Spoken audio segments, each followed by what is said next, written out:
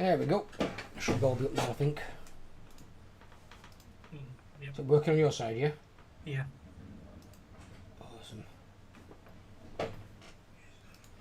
Right. End of turn, aren't we? Yeah, fuck it. Yeah. I ain't got any money anyway to buy anything. Got 2 summons and go tier 5. Just must be able to afford them. Oh, I didn't check on the cities either.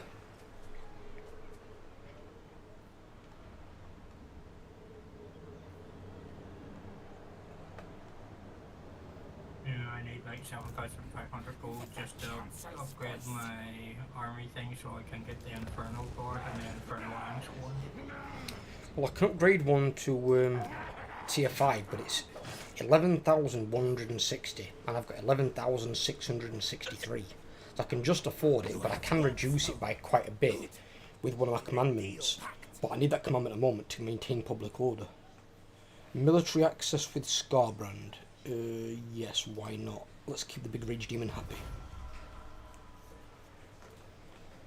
Oh, I just noticed that there's a Kislev literally next to my main city. A Kislev? Yep, Great Orthodoxy. I don't know when they appeared here, but they've got like 4 settlements, no 5 settlements over here. Which one's your main province? What you would call it?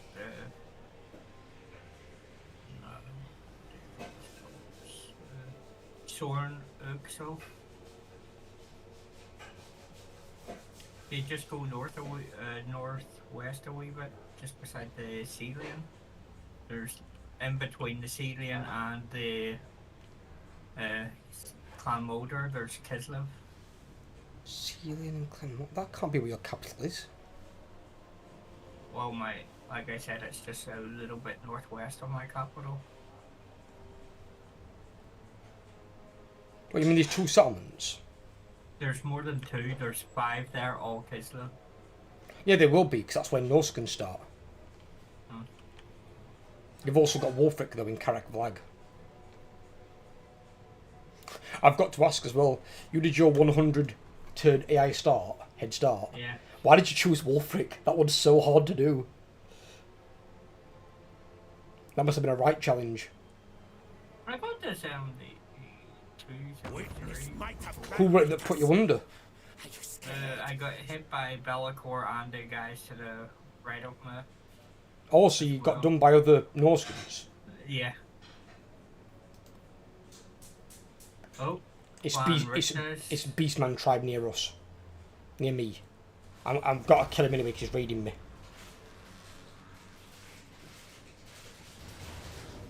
Never mind, he just killed himself.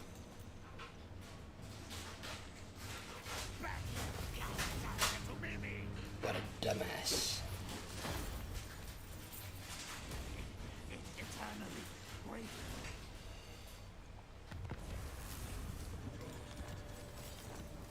I thought he could take my settlement.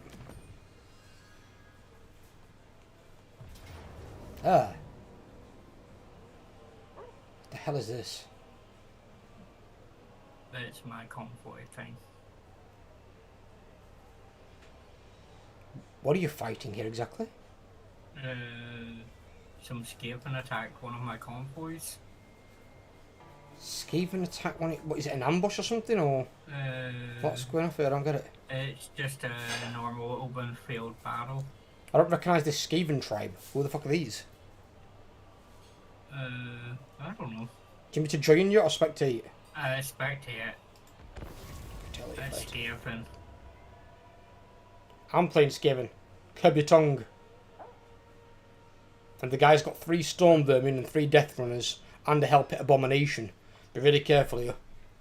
And don't let those Deathwind Bombardier guys free fire because they'll rape your units. That's the green ones at the top, or which one's the death? 4 great ones, I meant.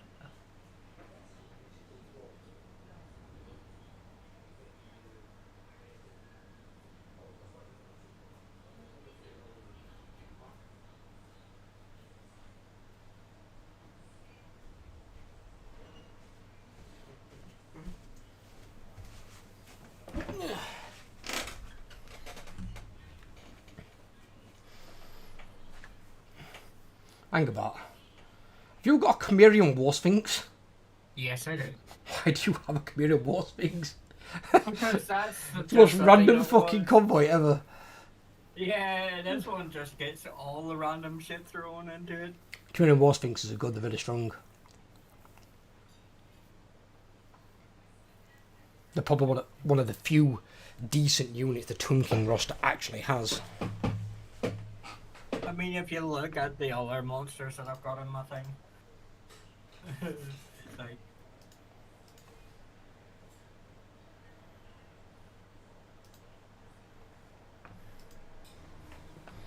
and I also have some sneaky kits as well. Yeah, they're your guys though. Yeah. I'd expect you to have your own units. I know you can get some random ones, because like I got a Vorgol from one of mine. Ogres you can expect as well, because Ogres are mercenaries, they'll fight for any faction. They've got like a completely moral grey area.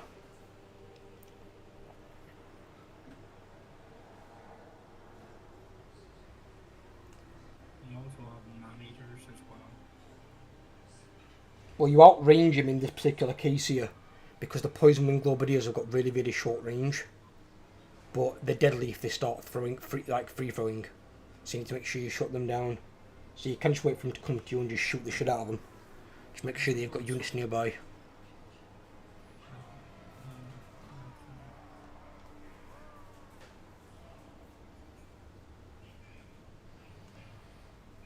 Especially with them like Infernal Guard Firegleaves, they've got like 160 range.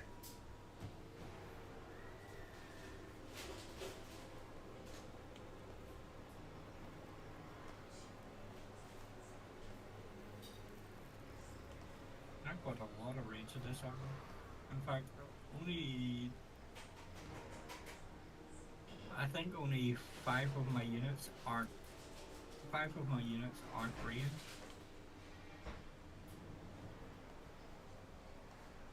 Well, you've got Chimerian War Sphinx is like a hybrid unit. Because they're not really ranged, they've got 4 skeleton archers on top of the back. They don't do a lot of range damage, the bulk is damage in melee. It just charges in like a Ragnarok spider. I'll use that then. So.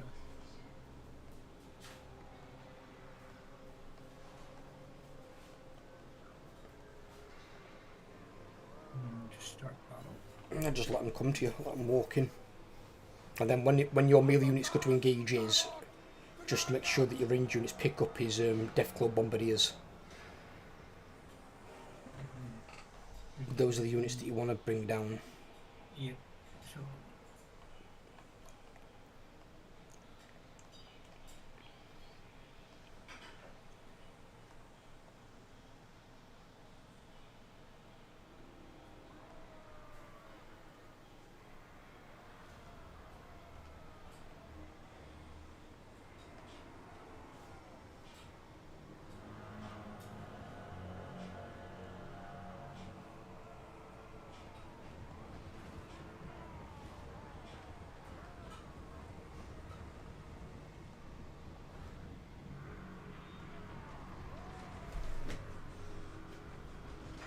Be careful of your Chaos Dwarves on that far left flank. You've got Rat Ogres in towards them, and you've not got any melee units there to intervene. Okay, now they're firing for a kill, huh? Fuck's firing bolt guns.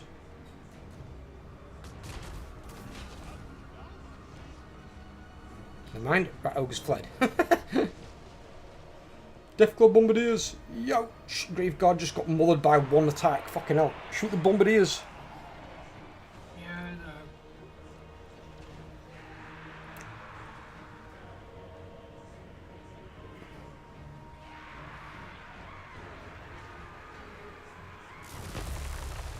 Ah, shit.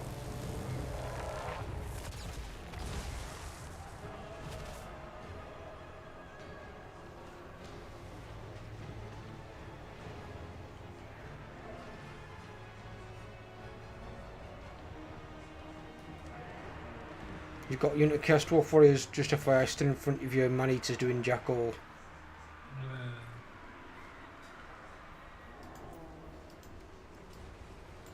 But where? Right in front of the ogre handgun unit. Got unit of Chaos Dwarf warriors that are melee that are just stood there doing nothing. You've also got a unit of man-eaters stood back doing nothing as well when you've got a nice open charge route straight into difficult bombardiers. Yeah, mammoths fighting. Yep.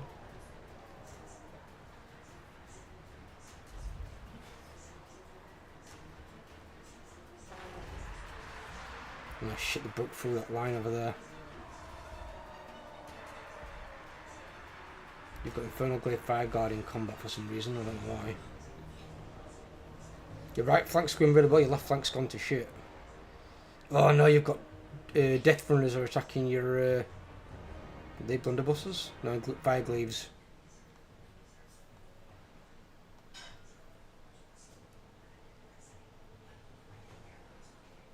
That's what your Chaos Dwarf warriors could come back and try and help with.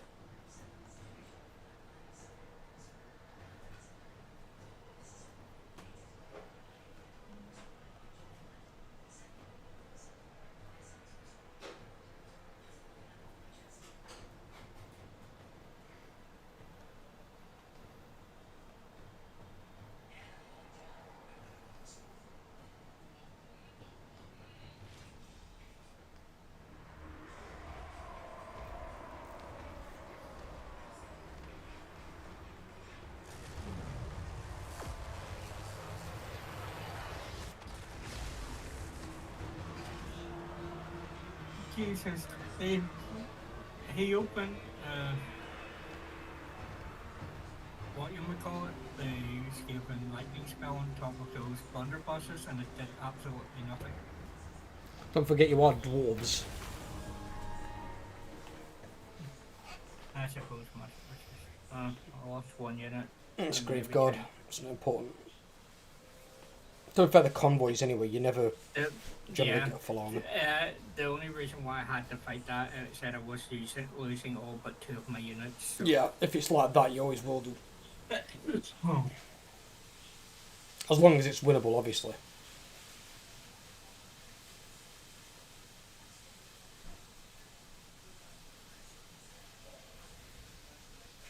It could be a rebel escaping army, so I suppose. It might be one of the ambush events. If it's done for an event, events can spawn, they can attack you, that can happen. It's part of the convoy mechanic. That's why I try and have the ambush reduction, because it might class it as an ambush, but the ambush might have failed. I have maximum ambush reduction on this guy, it's just...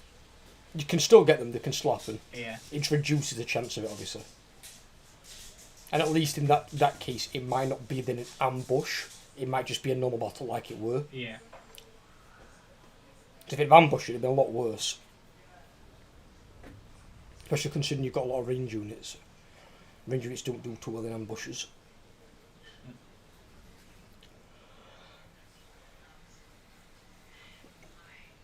And see what I like best, which is really funny, is when a ranged army ambushes a melee army. And then they deploy right on the line, and it's like, why would you put your units that close to me?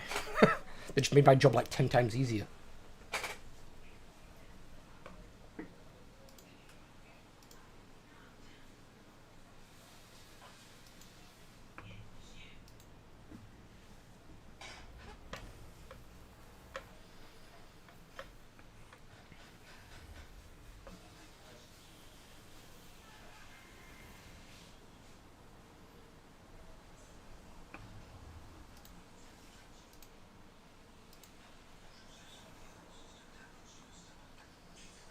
Skarsnik Part 1's up tonight as well, buddy. Yep. Yeah, that's fun, that one. It's just fun. I've now got myself like 5 armies, so I'm like ready to expand out when the time comes. But literally, I am bobbing myself. There's dwarves everywhere.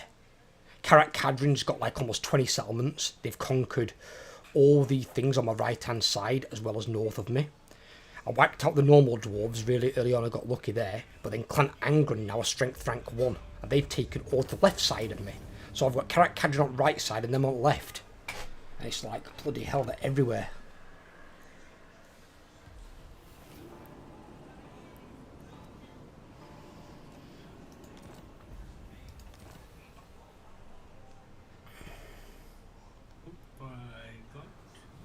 Is that Archeon? One of Archeon's guys. Oh, Archeon's pushing in against Kislev anyway.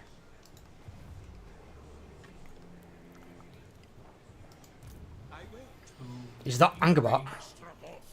Is your army going somewhere before he moves? Ironhide? Ironhide? Yeah, Astrogath, yeah. Yeah, he's going to retake the fort. Because just in case, before they move next turn, that is also an option. It's a caravan that's worth a shitload of money, and you don't care about cafe anyway. Oh, true. So I just spotted it then, so he must have arrived this turn, because next turn he's going to leap to his next location. So it might give you an option for end fight battle of this turn. Well, it might be an auto-resolve actually, it's on 11 units. I would have to declare war on Grand Cafe. Yeah, it won't matter, dude. Won't matter. You more than likely won't see them, and if you do, that's a good thing. It means we can expand that direction and take their shit. I might have to go that way anyway, because I've got to fight the bleeding ogres. Because ogres keep raiding me.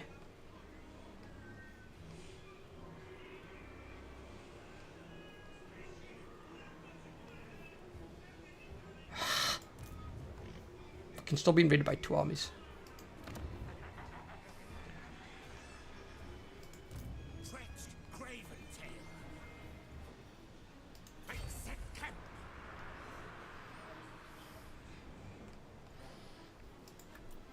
What can I recruit?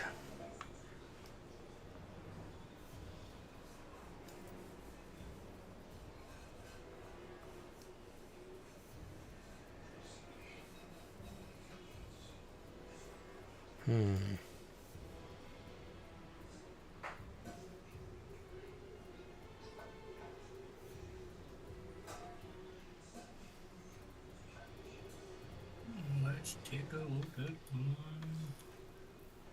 Here.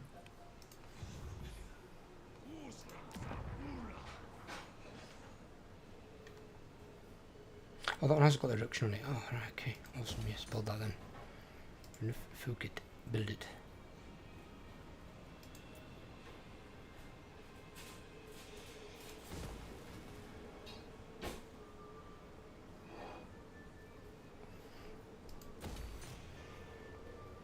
Two stone vermin halberds. Alright, okay, so we get another one of those. Okay, decent. Decent. I do want to recruit the rest of his army. I feel like I'm missing something. Around the cities.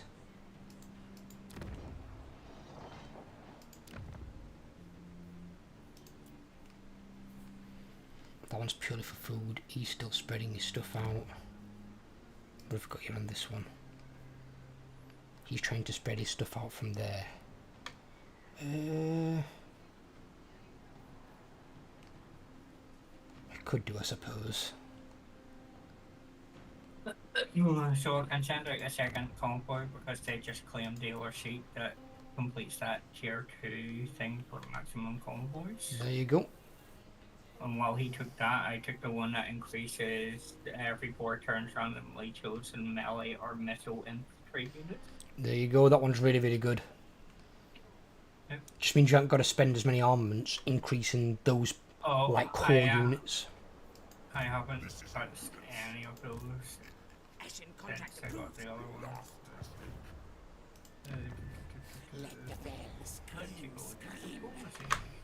Right, I'm going to try and bomb pop my main army. I'm going to go for it, fuck it. Why can't I do the other one? Where the fuck is it? Because the doom wheel's there. What territory am I in?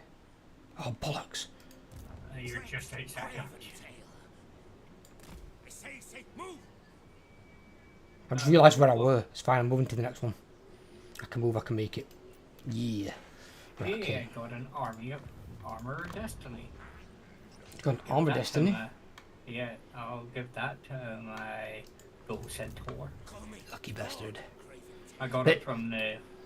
They need to add that in my opinion, where you can trade magical items with allies. That'd be quite good. Armor Fortune as well. Jammy shit. Guess what fucking wood save stuff.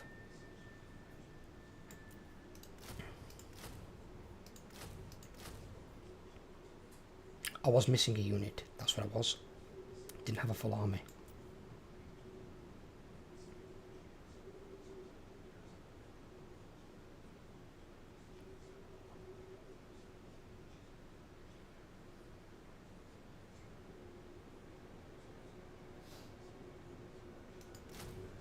Fuck it, yeah. I was going to go for the other ones, but I might get some of those later, maybe. Because they're what? They're just armor-piercing. They have magical attacks? Contaminated region -10 leadership. That's actually not bad. 15% phase. If I was to declare war on Grand Cathay, I'd also go to war with Shanxi rebels in western provinces. You'll be fine. It's fine, buddy. You've got to think, right, what they've got between us and them. So they've got to get across all the ogres. You've got Grimgor still there, I think, unless he's dead. You've got Archeon. And if they want to come this way and fight us, fine, we'll fight them. I ain't got a problem with that. Let's fight them and kill them. We need 100 settlements between the two of us.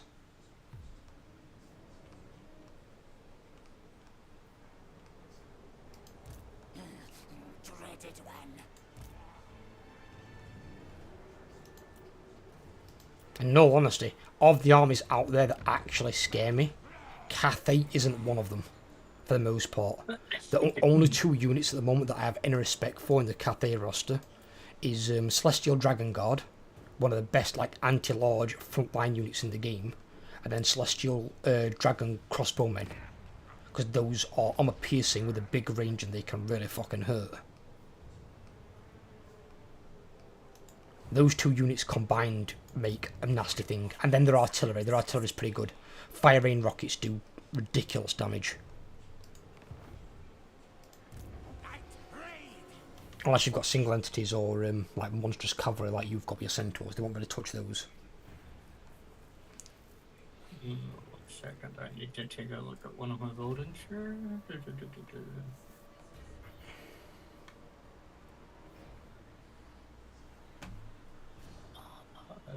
So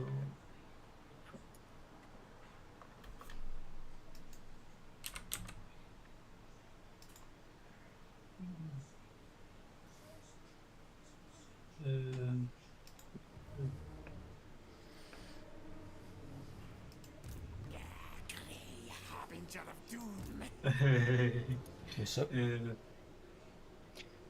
You gotta look at the weapon strength of my bow sound force in my army. Give me a second. Oh.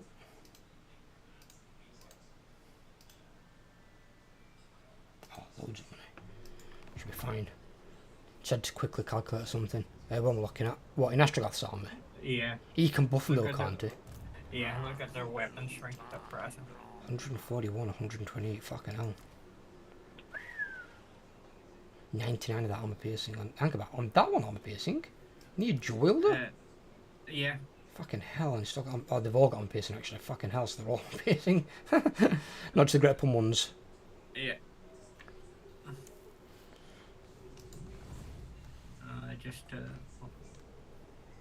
I always have a mix of all three, because they're all good. And then what I do is, as soon as I get the chance, I buy them barrier. Barrier on fucking them centaurs is disgusting.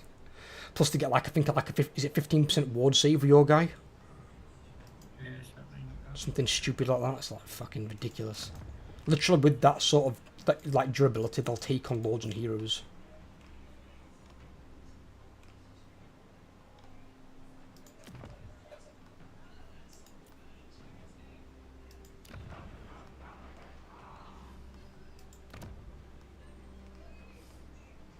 Didn't I send a... Oh, what's this?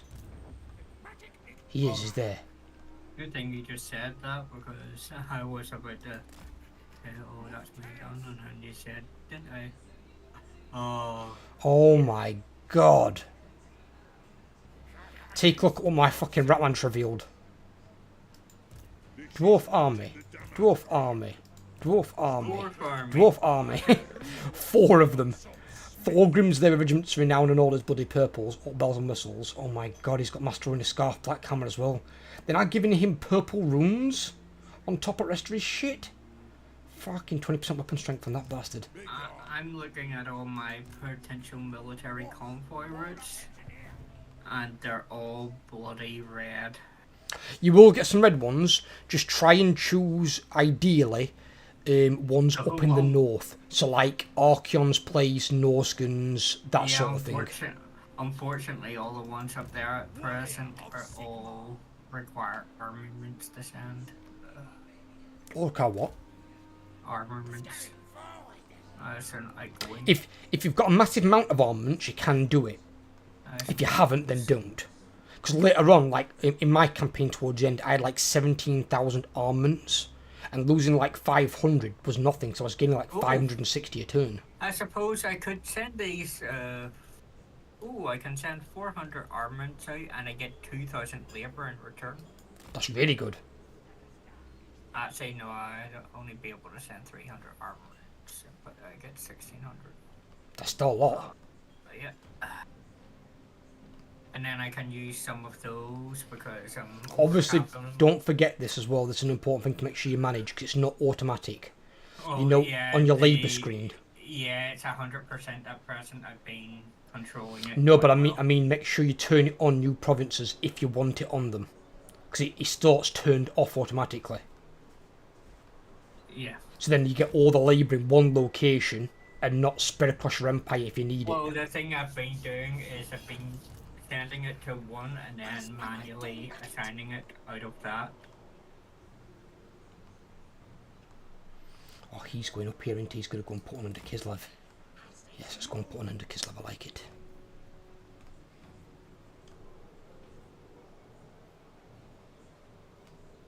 Unassigned skill points. So, chance of ambush. Oh, holy shit! What? I just realised my convoy master starts at level 8. Yeah, if you get the upgrades for them and some of the tech tree things. And I think there's I think one of the buildings of exit as well.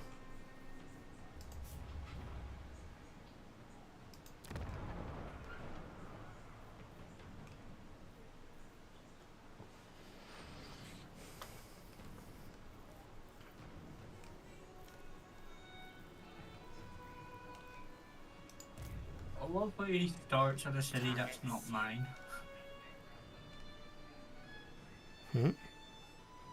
So my convoy starts at a city that belongs to the other Chaos Dwarf. Yeah, it will do. It spawns at Zarnagarund. Yeah. That's where they all spawn. Because it's the capital. Only just noticed that. They never spawn at your city. They return from there, and then from Zarnagarund, it would obviously ferry the whatever you've purchased to your faction. It just ferries it from there because Zarnagarund is your capital. That's your Karazakarak. Oh, it's my turn to save.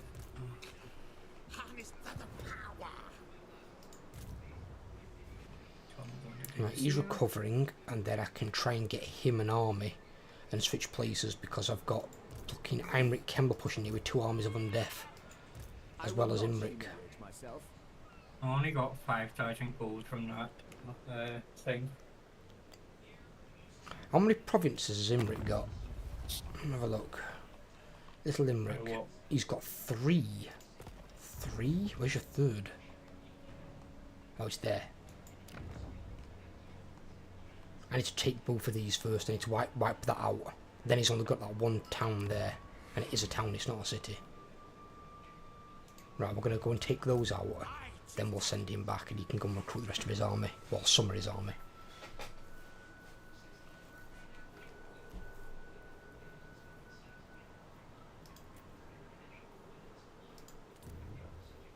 The plus side, if the second tree gets completed, global recruitment capacity +2. Because of my research, I recruit at 1 turn quicker from global recruitment, so instead of 2 turns, it's almost like standing in my own province.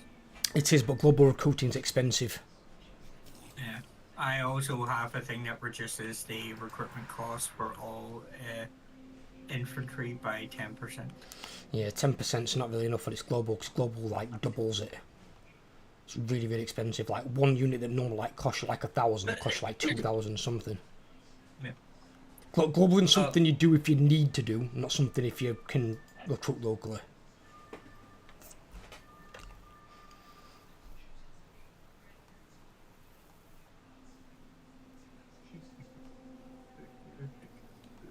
Oh, you were saying earlier about recording from turn 1 and I for the 100 turn thingy. Yeah. And I was going to say, but didn't type it. Well, I suppose so for that 100 turns, while you've nothing to do, you can explain to people what you're actually doing better over the space of the 100 turns. You're still defending as well, as you've said. You got wiped out on turn 72. If I started at turn 99, you'd never see that campaign. Yeah. Because I might like you on some of these campaigns, I expect to die before turn 100. The whole point is, if you think you're really good at playing the game and defending your settlements, it's a challenge for more veteran players. So if they think they can do it, go and give it a go. Now with people like dwarves, chaos dwarves, high elves, it'll probably be a cakewalk, because they've got really strong garrisons and they can hold up on 2 provinces easily and just wait it out. But if you play like, if you want to play high elves as a challenge, you could play Imric, or you could play Alethanar, that have got enemies on all sides. You might find that a bit harder. If you wanted to play dwarves, you could play Grombundle. He's surrounded by enemies all over the place, so it might be a little bit harder to play those factions. If you want a real challenge, you play someone like I'm playing Skarsnik. Skarsnik's garrisons are probably worst in the game, they're terrible. He's not even got Black Orcs in his garrisons anymore, he's got bloody Night Goblins.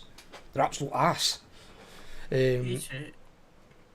So some of the garrisons are crap, like using Wolfric. Norscan garrisons are dreadful. They don't even get walls on their cities. It's a small settlement battle.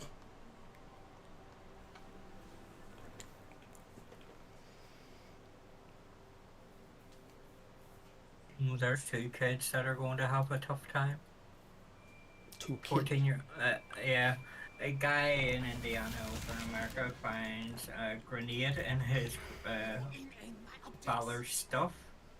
And one of the kids doesn't know what the hell it is, and the wee girl pulls the pin, the damn thing goes off, kills the fella and injures both kids.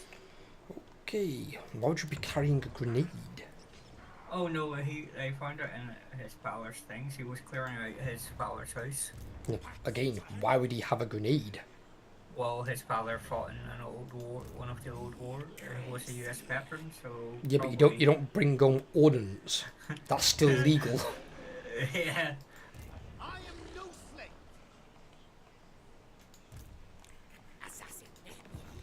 Yes, I want to move to this side of Oregon so I don't accidentally attack him during their turn. And make sure you've got military access with him in case you walk in his territory. Oh, no, he's in my territory. I already have military access with him. Right, okay, that's fine. Building up rid of it. Yeah, you don't want to go and piss off the big man. Oh, he was one of the first ones I got a thing with. What the hell is building in there? Ah, that's my sorcerer's building. Yes, now I remember it. And Great Skull Lake says about the Phoenix in 4 turns. It's got final defensive building.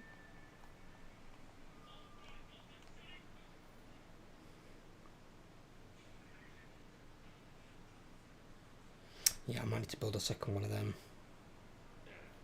in here to maintain public order.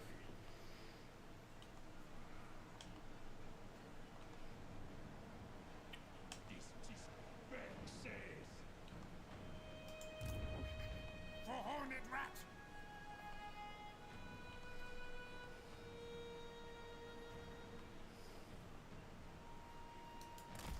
I order scurry move.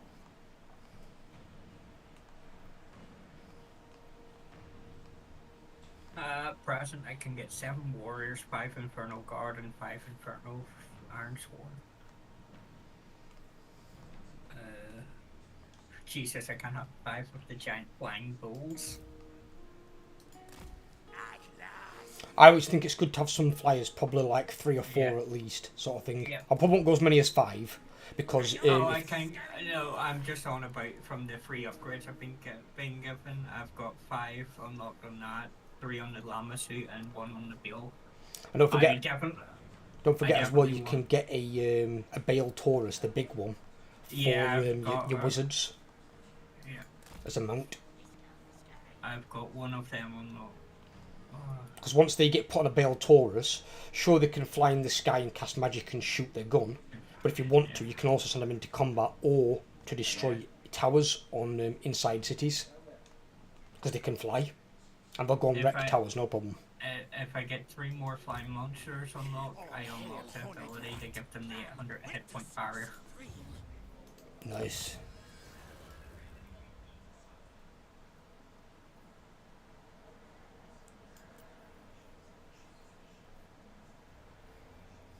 You know what? I hope what I do. So, my canola or sofa is just a bunch of skeletons. But I'll do it up there. You do it in here. Building upgrade.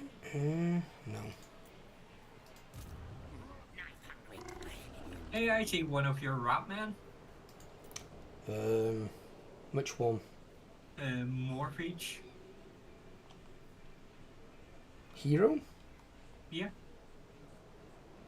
Your doomed engineer. Yes, he's going to Kislev.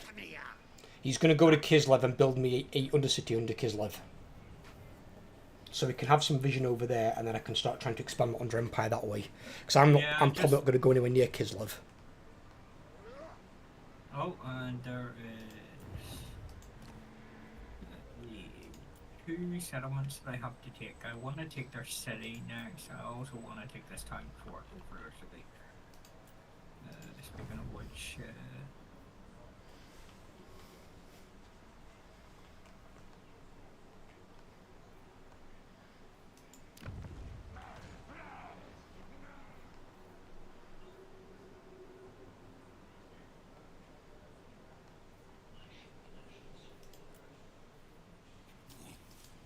It's alright, looks like Archeon's done you a favour anyway.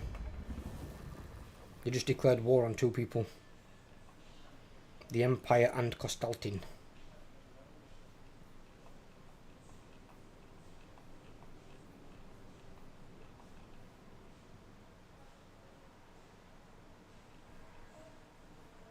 The fates agree. Fucking hell, Archeon strength rank 2. Your abasement pleases me.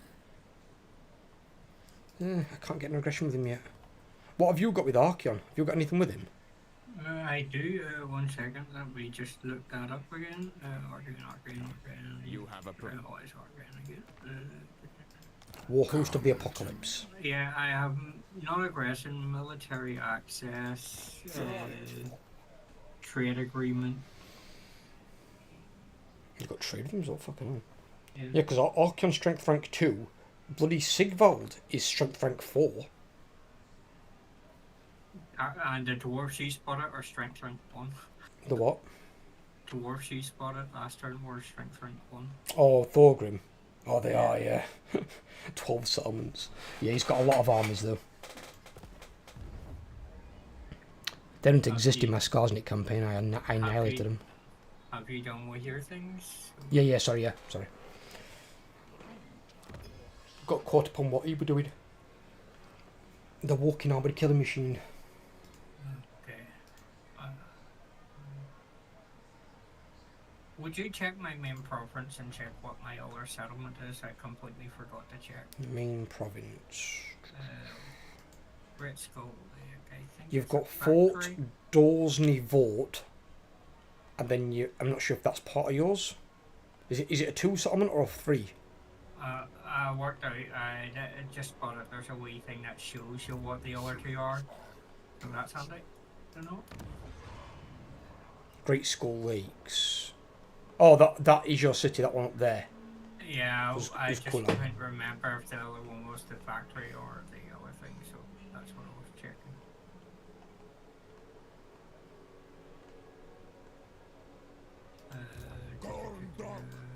Ease and Hashwatanuku. Hasudzibartu.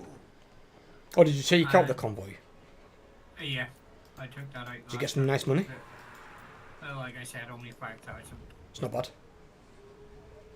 Which I spent upgrading some of them.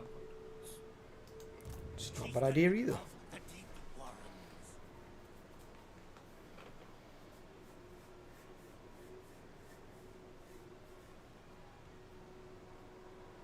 And then this guy has to.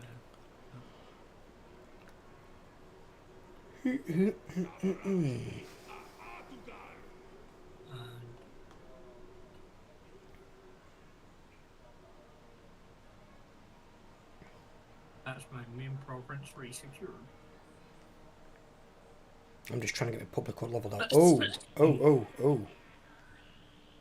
Knights of Caledor just got beat by one of Kemler's guys.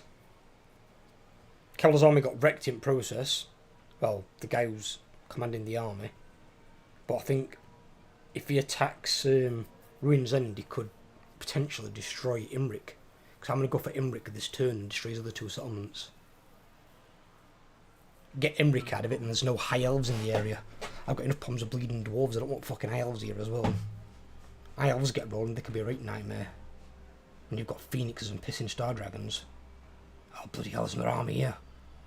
As I said, it and the fucking army shows up. Nope. I know someone I'm at war with. He attacked him and then he's retreated back. Why? Fuck's sake. So he beats Imric's army and then he's ran back to Pigbarter.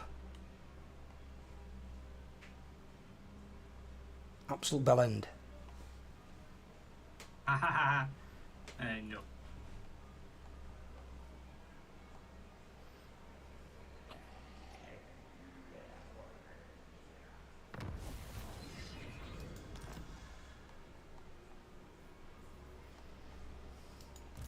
Stay here.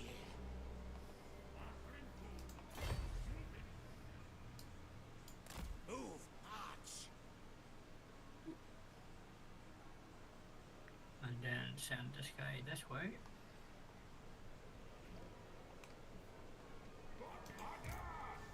To get patient. Oh, you didn't move your engineer last turn? He should have auto moved. I think I'd have moved him already to that location. Skulk ambush.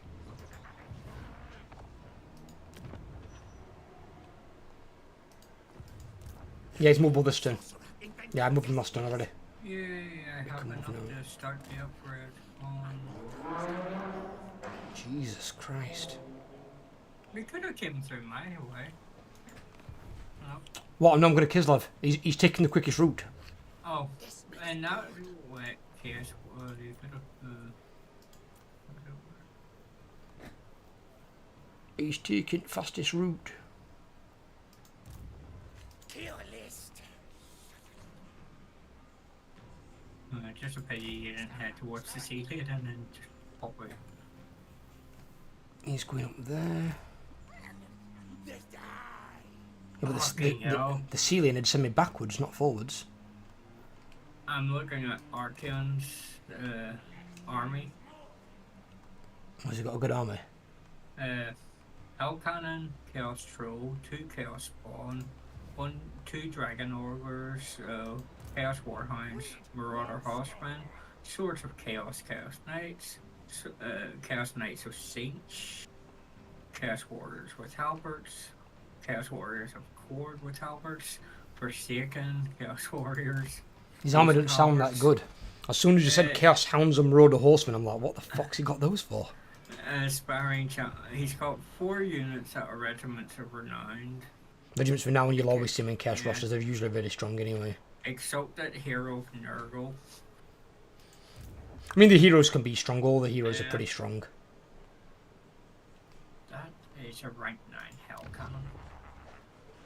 I mean, the thing is, Hell Cannons are okay. The problem is Hell Cannons don't really work in a Chaos roster. Because you've got a heavy attacking melee army. There's no advantage to sit back and let a artillery piece fire. And once you get into combat, there's no point in it firing anymore. Because if it keeps firing, it's going to kill your own guys. Sneaky infiltrator.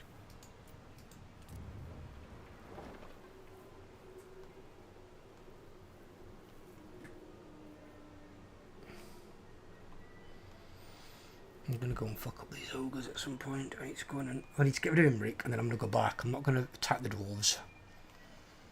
I'm just gonna take these two things, and then I'm gonna go and fuck up that other guy.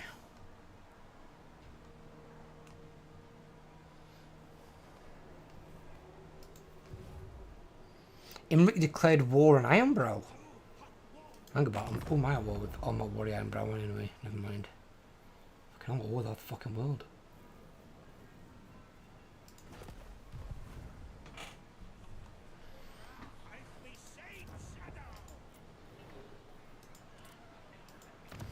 Yes, finally, that early technology that has been taking ages to do, despite having a 116% research rate, finally gets done. I get 10% more speed for all my infantry units.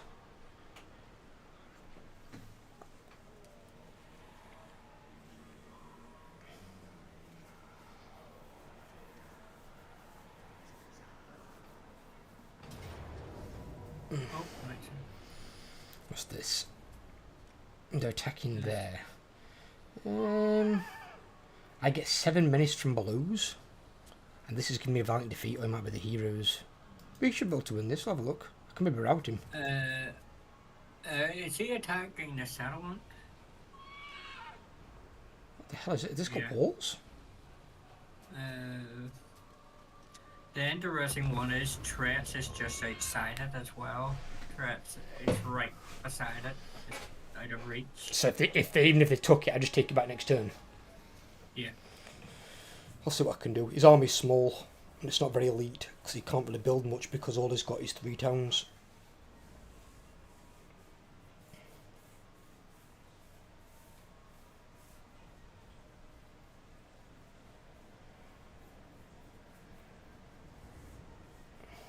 I outnumber him even though I've only got a garrison. Skaven garrisons are massive. And his bolt throwers are kind of useless in this fight. Yeah, I'll just take him out of menace from belows. To be fair, any artillery is pretty much useless against Skaven. Unless you've got like units back there to defend them, you are going to get menace from belows on your artillery. So literally against Skaven, you're just better off not taking ranged armies. It's very, very hard to play with ranged armies against Skaven.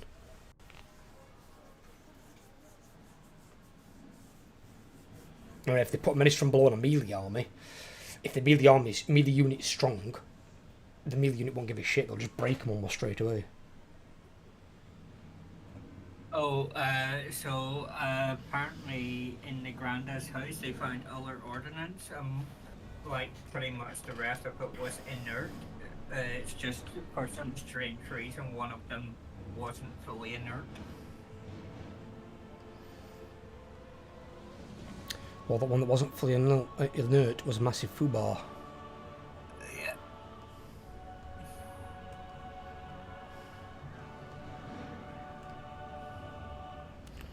Right, I'll build.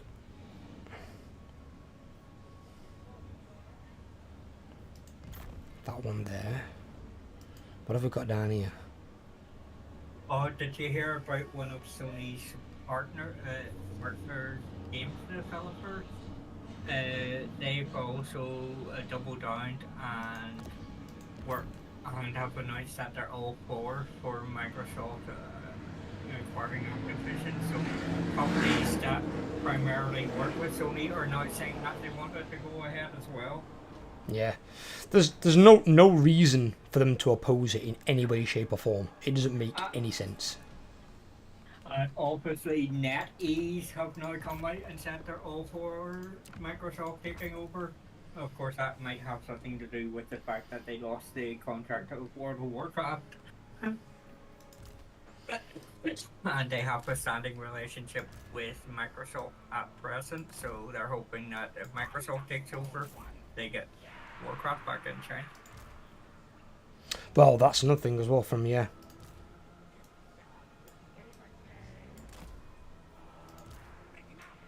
10-year-old spends $2.5 of his mummy's money on Roblox. Parents leave credit cards around or leave their details on their kids' systems. Probably deserve it. Well, no, they shouldn't give them to the kids in the first place. But like, no, You've already got the game, that's it. And at the end of the day, you don't need to spend money on a game like that.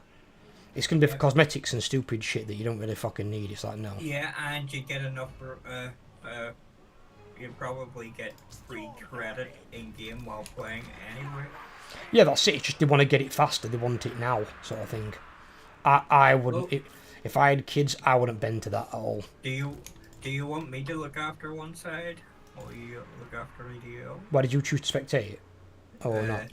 Join. Join. Right, okay, give me a second. I was going to spectate, then I realised it was a city, and I went, you know what? I'll probably attack on two fronts, and I was right. They always attack on two fronts. They always generally do. It's very, very rare they only hit 1 point. 'Cause if they do that, it makes it really easy to defend. Especially if you outnumber them like this. So what I will do is... This is on the far side, the small side. So he's got a unit of Lothern Sea Guard, he's got a unit of Silvering Guard, he's got a Bolt Thrower, and he's got an Eagle. That's why I've given you some anti-large units, they can easily take care of the Eagle. And then he's got a hero, I think, over there as well. All you're looking to do is hold long enough. When I get a Minister from below, I'm going to target his Bolt Thrower. Just keep your units where they are. I've already built you a tower behind you on the hill. So that's going to start firing, and I'll build more towers as they come in. Yeah. You know what's really risky? Depending on how the high does it, they could squeeze through that little tiny passage. Huh? I'm just looking at the white border for the edge of the map where there is a small thing where if they single filed up it, they could actually walk in. Give me a second.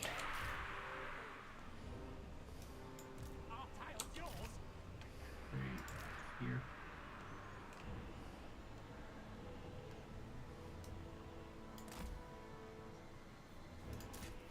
Oh, these have all got... Oh, make sure you guys have got guard mode on for the most part, and make sure any range units you've got have got skirmish mode off. Because skirmish mode might be on them, because I've given you a range unit as well on the top. Might be able to where?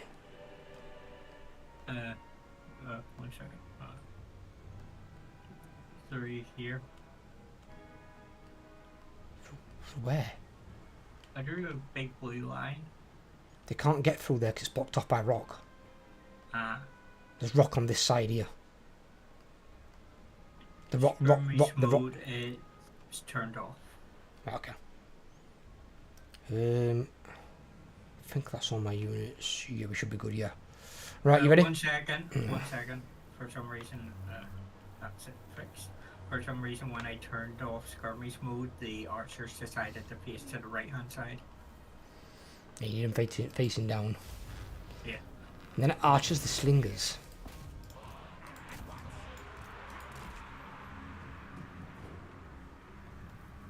Did you start it? Yeah. Oh, it's just they aren't moving. They won't do because they've got a bolt thrower, which is why I'm going to put a menace from below on them.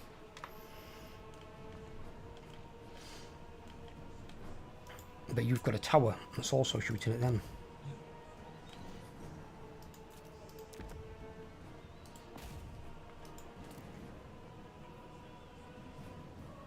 Oh, I've got a warp bomb as well. I might not use that though. Let's see.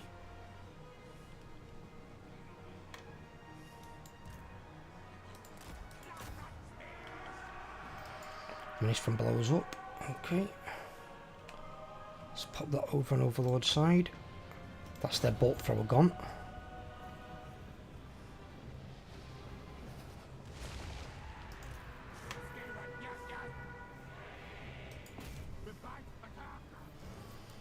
Right, bolt thrower's getting outed now. You've got the pigeon coming in. I have given you some anti-large units to deal with the pigeon, should you require. He's going to land on your slingers, so be careful. Yep, so move these guys back and then move the slingers.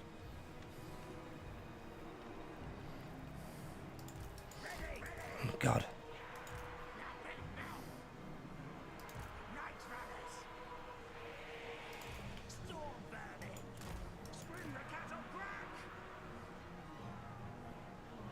Oh, those Lothern Sea Guard aren't moving in, so I might go meet them. Is that okay? Yeah, yeah, go and do what you need to do. As I said, you're just trying to hold that line. Yeah. Once we've dealt up here, I'll come and support you. I'm momentum not able to.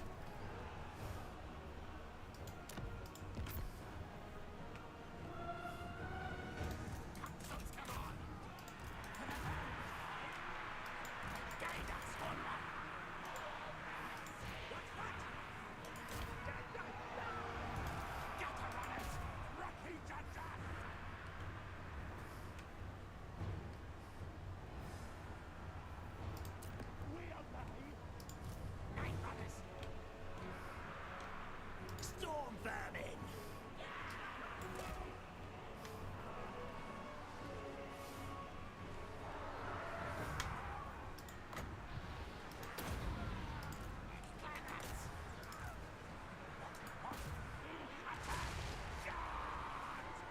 So discovered a problem with the archers. What? They can't slingers. They can't. They can only shoot. They go up from here because of that bloody wall.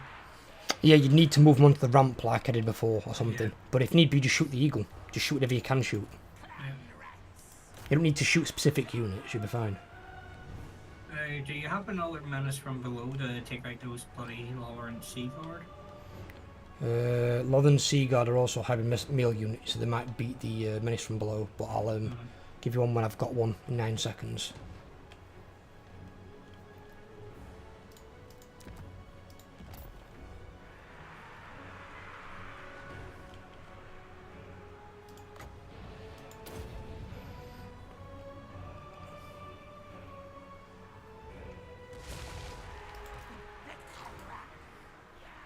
I'll stop them firing for a bit, put it that way. But they're not forced to beat them.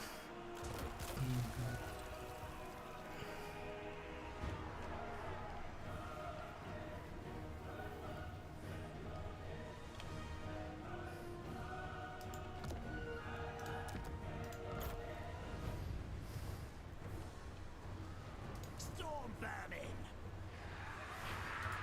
Let's kill! Fight! Attack! Night runners! What orders?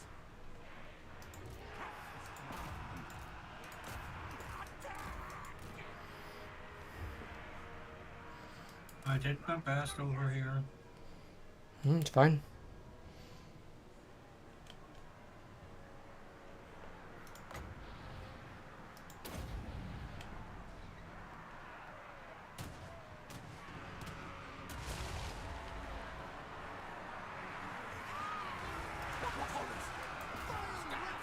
That bloody melee specialist they have over here.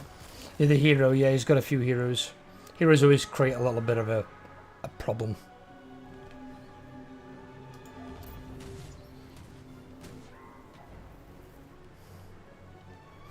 Now I've got one here, but he's getting kited by night runners that got on-piss missiles. They're about to kill him. Because night runners can actually move and shoot, so they're actually quite good at having skirmish mode on.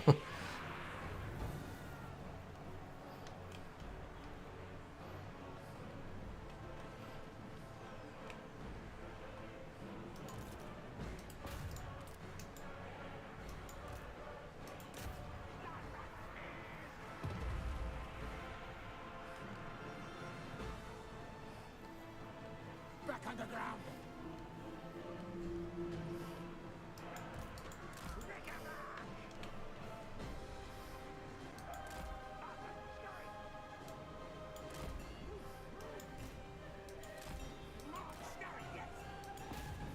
Fight!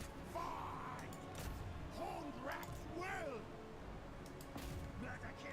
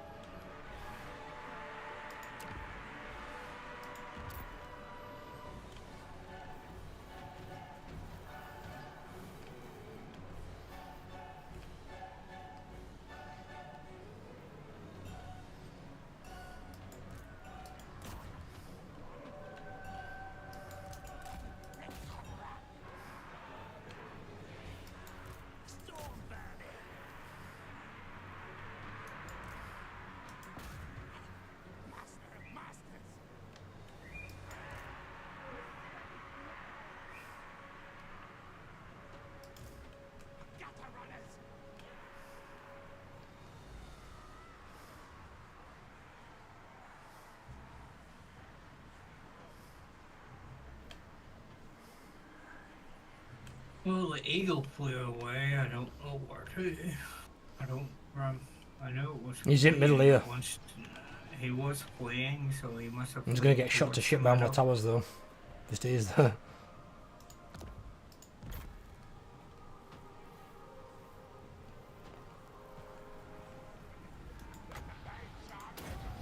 Just whittling down his units, my menace from below has basically just done a fucking right job. Just whittled him down with summon clan rat units. When you've got 7 summons, it's like, oh god. His Love and Sea God are going to break. And I'm currently shitting the hero with all these archers. Yep, and that hero's not going to like it because he's not got a shield, he's only got a halberd.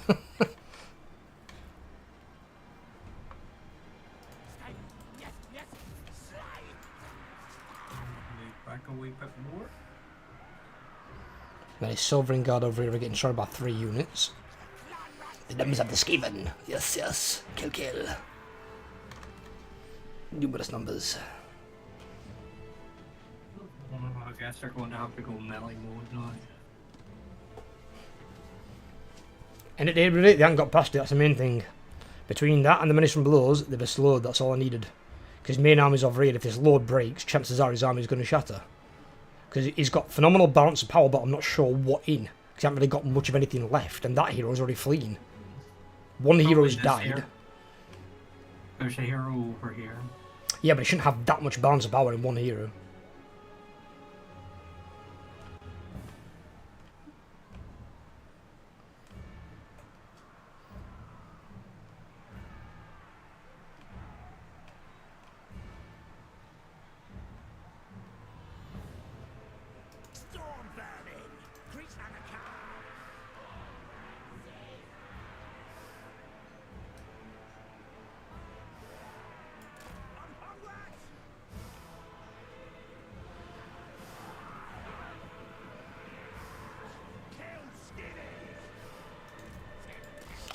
That's Skaven then. Kill skinnies!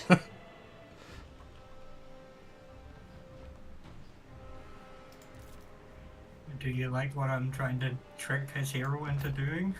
What, trying to go to the wall? Yeah. And then you can shoot him Shoot. on the other side of the wall. That's why I've started upgrading that tower there to tier 3.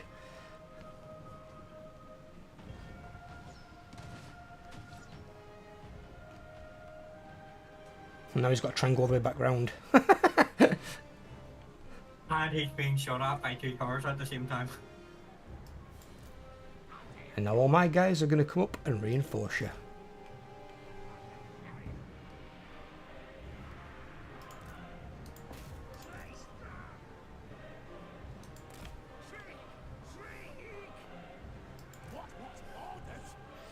And this is why we build garrisons. They broke. Never mind, they're permagon.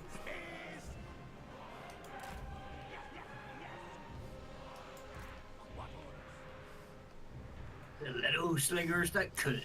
So they're telling me that one unit of Silvering Guard and that one hero is like 40% of their power bar. Bullshit.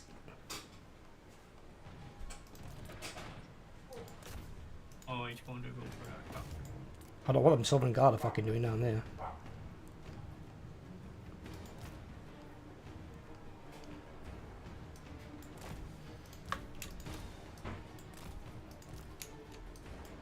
Oh, they're running now.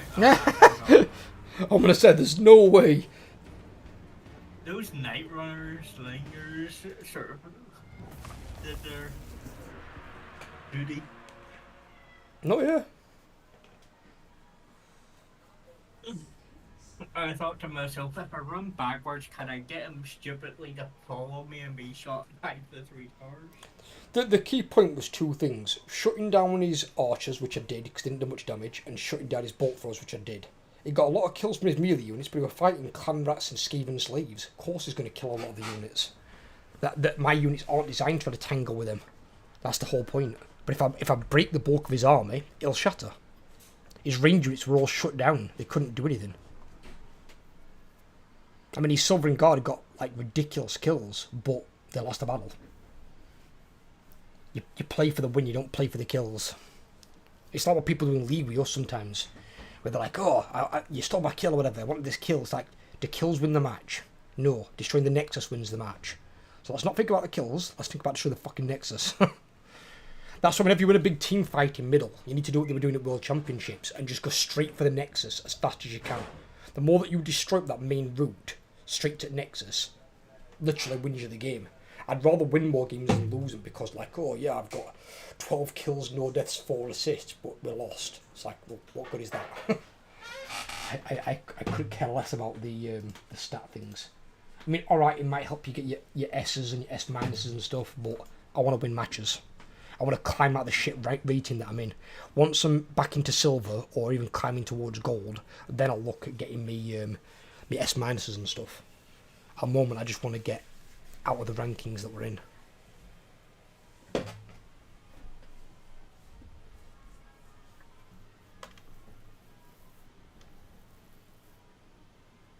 Because at least in silver, people start to get a grasp for the game, to understand more how it works.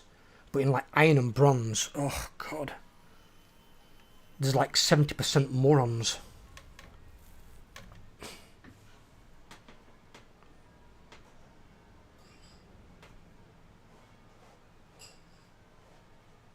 I mean, example, that one that we had, that most recent game, remember that one with that volley bear?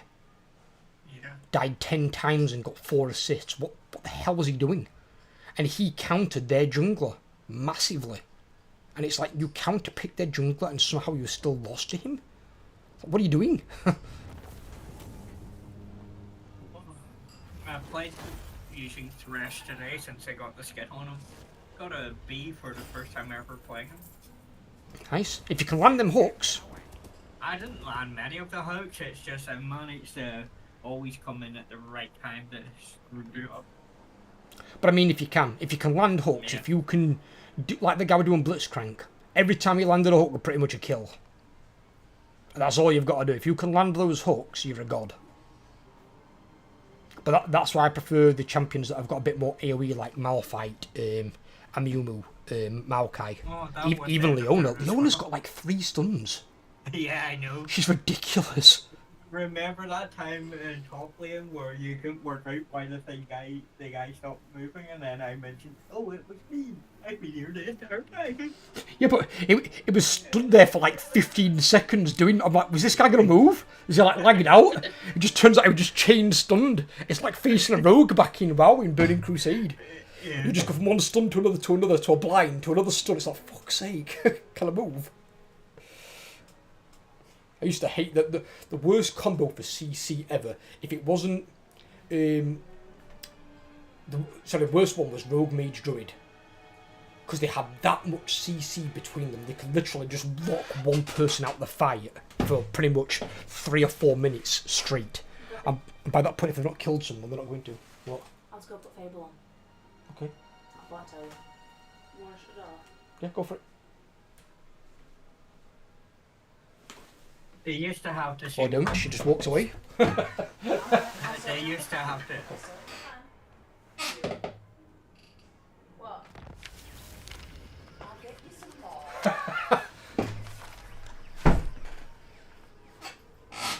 She's got herself a milkshake. She made a milkshake. It did make me one.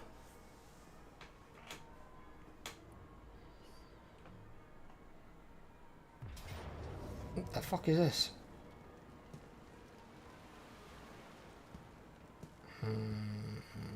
Okay. Yeah.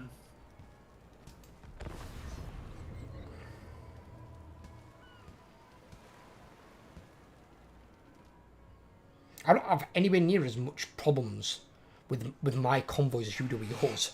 Mine get through most of my territories relatively easy. Most of them are like, there's green markers at my ally's location, and then yellow markers usually on the way in there. You might get an odd red one towards the start, like near Greasus and stuff. Yeah, my problem is, most of my routes now are pretty much 3/4 red routes. Yeah, but again, if the route's bad, and so you've got, I mean, where are you sending this convoy? Is it going to Count Drakenhof? He's he's getting me like 10,000 gold. So yeah, but again, it's only if you can get there and back. Yeah. If, Well, if the route's that dangerous you can't make it, there's no point trying. You might as well just choose the safe routes. this is the last red battle on this route, though. So, Well, you don't always get a battle, that's the point.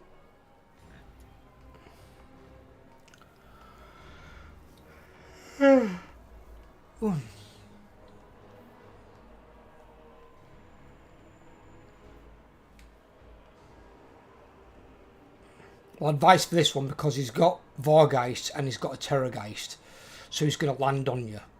So personally, try and keep your army in like a close bubble together. Because then if anything lands on your range units, your melee units can peel them off. Don't have them too far apart.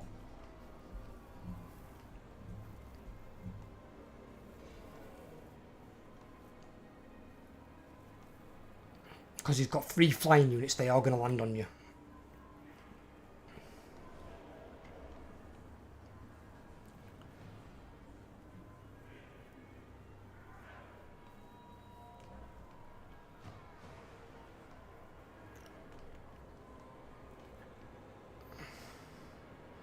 And I think he's got 2 cavalry as well.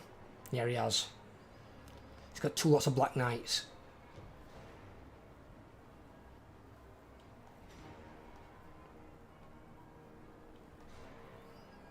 His ghouls shouldn't be much of an issue because they're weak against armour, and most of your army is armoured. So they're not going to do much of anything, apart from against maybe your hobgoblins. I wouldn't keep those ogres in the trees either. oh no, that's just what's ogres? Oh, those, yeah, they're going to come out and shoot them from the sides. And just bear in mind with them being like pistol based, the pistols aren't very good. They don't do a massive amount of damage compared to like your blunderbusses, and big units like ogres get a debuff for being inside trees. Oh, they're going to be coming out though. Okay.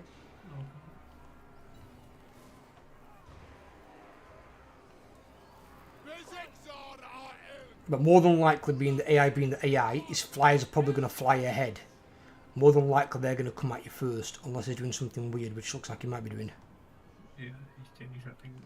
But if they land on your range units, you want to be putting one of your melee units onto every flyer, and then pulling your range units out of combat so they can shoot. Like he's got his knights coming around now on your flanks. Your range units tend to be able to shoot though, but you put units right in front of them, bear that in mind. So you need to be able to turn some of your guys a little bit.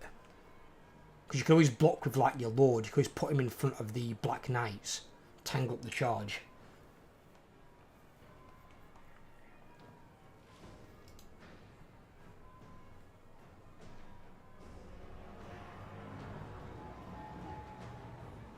Oh my god. The War Shrine can give up to 20% physical resistance to all allies within 35 meters. Yeah. Oh my god, that's disgusting. They've seen your ogres in the trees. Yeah. They're going to get charged from behind if they don't turn around.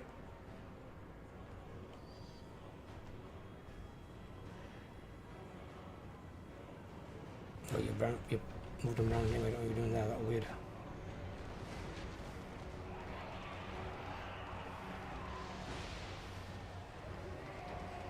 They're gone.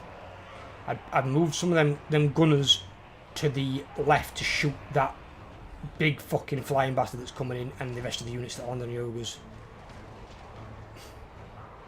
Terry guys behind you. Yep.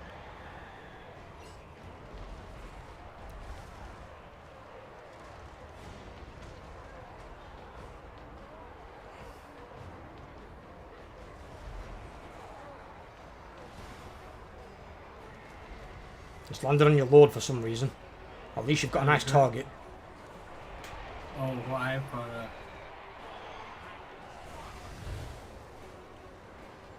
Right, you need to just get these range units shooting. You only need clear line of fights to shoot. Because some of them aren't shooting.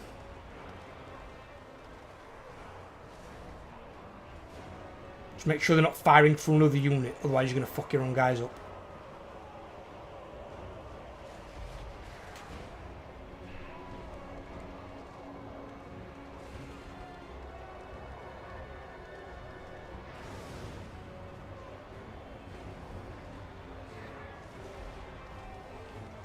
Hopefully the Terrorgeist realises he's trying to kill a Chaos Dwarf. That Chaos Dwarf though don't give a shit.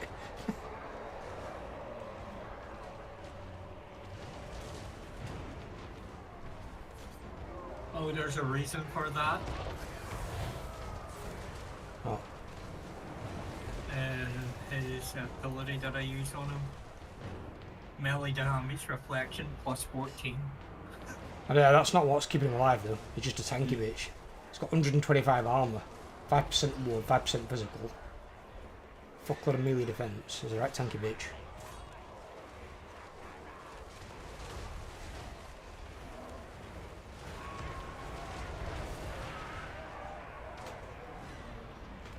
You've got a unit in your middle doing notes still though. Oh, they're getting landed on now by Terrorgeist.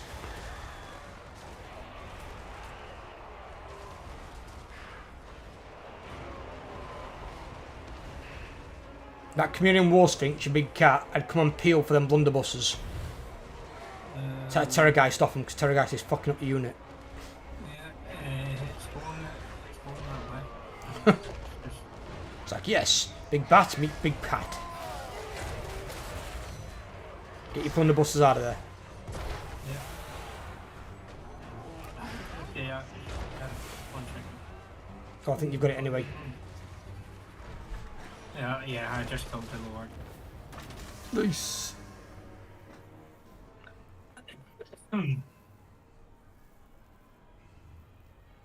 That War Shrine under toes. Yeah, fucking hell. Putting out the physical resistance around that as well. It's a mammoth, big mammoth. And that's the thing I was going to lose as well. Yeah, if you know you can win it, fight it. But like that one earlier on when you got attacked by like 2 armies of dwarves, you had no chance of winning that. So you can't just auto-resolve it and take the loss. You just get a new caravan. You've just got to be more careful about which convoy routes you choose. No, I've been choosing the ones that were more yellows and greens, but it had a couple of reds on it, and this one's literally 2 turns away from it reaching its location. Yeah, but then it's got to come back as well, don't forget. Oh no, these ones actually instantly come back. What do you mean? Once they arrive at the thing, you automatically get your stuff. Once they arrive there, but the army itself is coming back. Because when you look at it on the thing, it will say 5 turns remaining to return to the capital. And then it's going to leapfrog on those points back to the capital, so it can be intercepted and killed. That's how you can kill the convoys a lot of the time. And they'll only stop at certain locations, and they'll only be there for 1 turn, and then they'll leap onto the next one the turn after. So you've just got to be a bit careful with them. But then again, if you lose them, it's not like losing an army. You're just losing a convoy, you just get a new one. All you're looking to do is try and retrieve the goods, whatever goods it is you're after.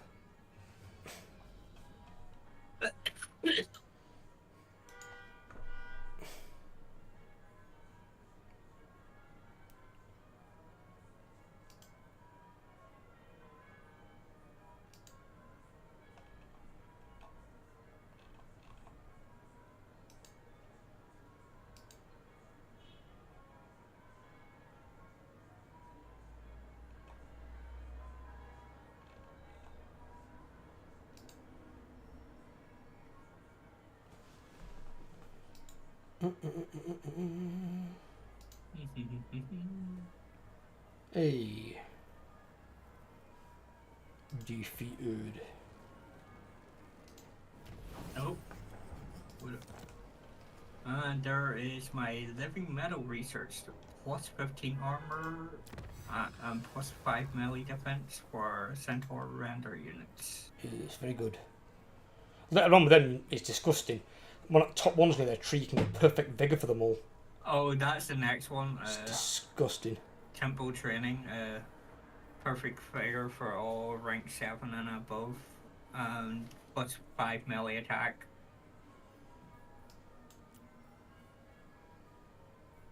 Actually, that's going to take... What the fuck? I need to go up here to be able to get this? Oh, no, really?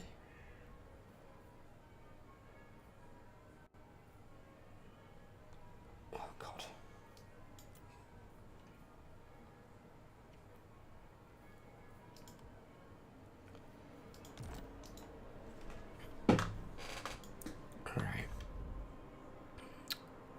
Where the fuck am I? Oh. Is this guy an idiot or what? Probably. He's in March stance. And look where he stopped. Who? This guy. Of the deep warrens. Big Blazer. All Just hail south of Hornet Great Skull Lake. The fuck's on here? Give me a second. Rakatata. Move them there. Great Skull Lake. Soon I'll be all powerful. You know where? Yeah, I can see him looking at it now. Yeah. He's in March stance, right there. No, no, it's I weird. wasn't even in hidden encampment stance or anything. That's kind of stupid. Call me Lord. Alright, I'll have an auto resolve there to do end at turn. I'll do that at end though. Because they're in March stamps as well, I can kill them. Let's go to the manufactorum and get ready for this fight. We're supplying to one. Yes.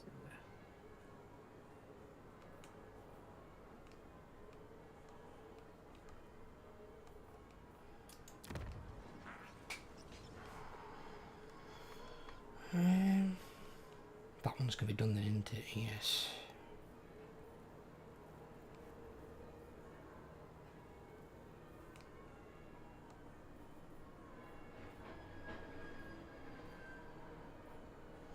Yeah, it is. Okay. So we won't need this on anymore.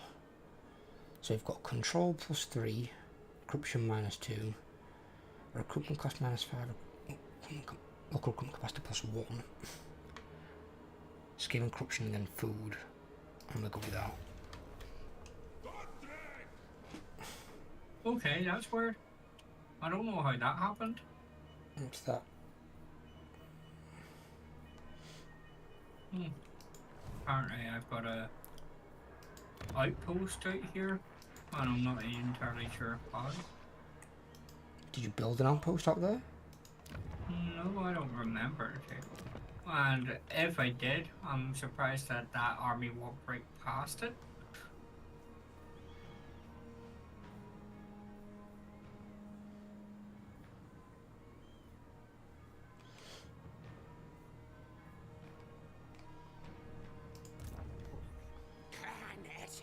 Assassinating.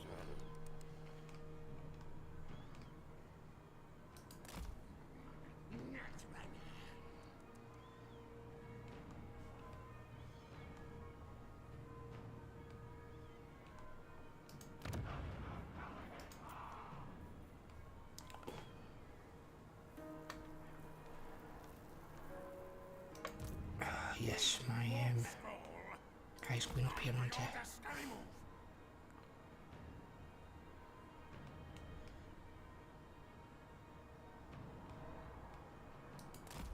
March advance. They really want to take Silver Penlock, y'all. You already? Definitely. Send my hero down to his other settlement to see if there's anything there. Nope. I need him. Sorcerer, inventor. Yes, yes.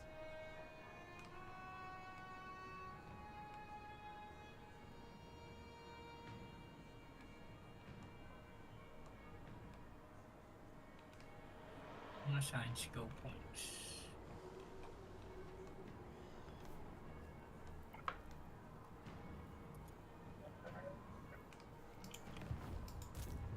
Ashen contract approved. I mean, Cease. I'm just trying to work out. So I went to where that fight happened, and it's up by Norska, so I'm not entirely sure why there were vampires up there. Were you? There might not have been, as I said, you know, if it's on one of the red Yeah. markers, it will just spawn an army. It won't even be a faction that's in the game, it's just an army that attacks you. That's why in some cases, like, I'll get options like take the shortcut or ignore it. I just ignore it. I don't have a fight. Yeah. There's no point having fights all the time because then when that convoy gets back now, you've got to wait until it recovers. Yeah. If you send it back out straight again, it won't get a recovery. It'll be injured. Yeah. I always wait for them to recover anyway. I'm ready to do my attack, but yours is an auto resolve. Mine is Actually, definitely an what? auto resolve. 1 second, what's in this army? Okay, so 1 Cryptor, 4 Felbats, 1 Direwolf, a bunch of zombies, and 4 skeletons. Well, bear in mind with zombies. Zombies, just like Felbats and Direwolves, auto-resolve like shit. Yeah. But zombies, unlike Felbats and Direwolves, are really strong in the battle. Especially if they have the research. By now, if you can cursor over a zombie and you get a chance, just see if the zombies have got 20% physical resistance. Or just go for the Lord and tell that he's only researched his blue tree. No, that's his skill tree. This is a technology. Oh. Sphere, Hide Force, Resilience.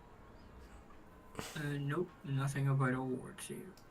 No, physical resistance, I said. Nothing about physical resistance on them. No, so they haven't got the research on the zombies yet. So the zombies aren't as strong as they can be. They can be a lot stronger. So when they get 20% physical, they are quite tanky. But they still don't auto-resolve well. They're still treated like a tier 1 unit, which is what they are. Yep. Well...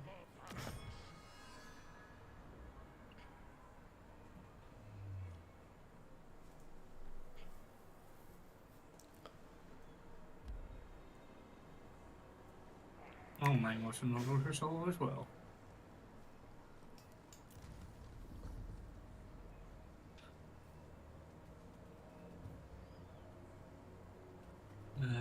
Next one is...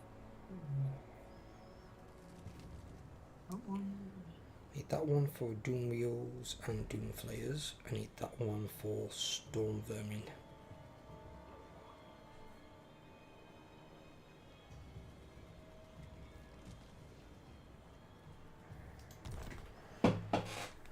Yay, my bow centaurs now immortal.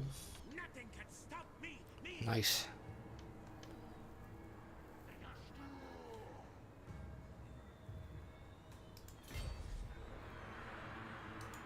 Good, good. I order scurry move. We'll move here. We can recover and then we can destroy his 2 towns next turn.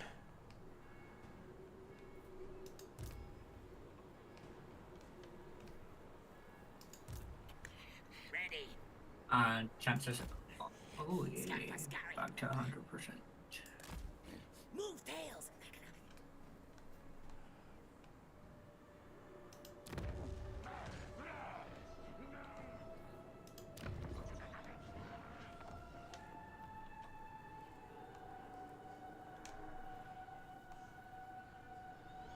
Just gonna Next take those, turn. I'm gonna hold it with him. Next turn I go after the silver pin. But it will definitely be a fight because it's a 19, it's a city and it's a 19 strong garrison. Well, it's not guaranteed to be a fight. True. He has no armies left either, so.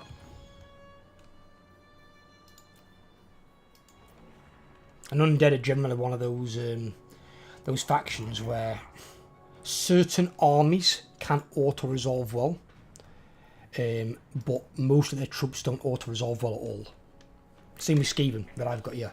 My army won't auto-resolve very well. I'll have to fight more battles than I'll auto-resolve. Especially if I'm like melee, because Skaven aren't generally designed for melee, which is why I'm trying to make it work, because it's fun to do so. It's your turn to save. You give me a sec. There's something I can attach to somebody. Oh, true, yeah. Put that on him. Oh, in fact, actually, no, I could put that on the Greasy and the other on. What's he got? Oh, he's got Hammer Disco. Never mind, he's got an even better one. I can keep that. Right, yeah, I'm saving.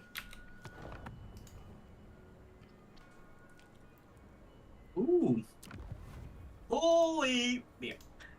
Like shot.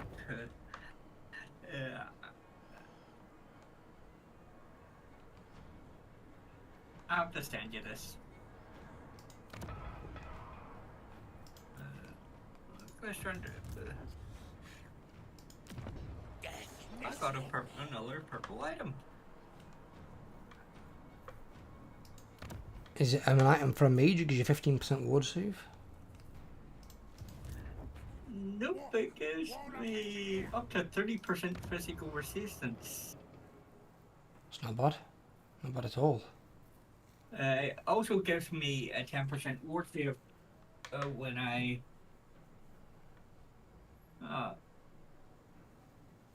it is for a mage, but I do not have a... Let's see.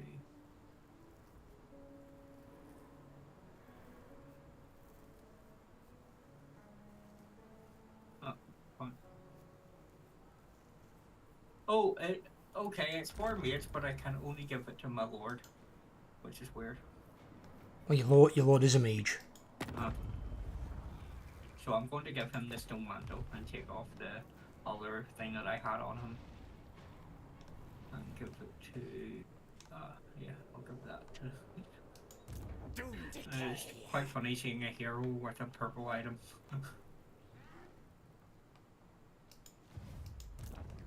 What? You just said you were giving it to your lord. Yeah, but my lord had another purple thing in that spot. So you can just give it to a hero that's spellcaster then? Oh no, I can't, because it states that it can only be equipped to Astrogath. So it's got to stay within his army, but you can give it to another character? No, it can only be equipped to him. He's the only one who can wield it. I thought you just said you were giving it to a hero.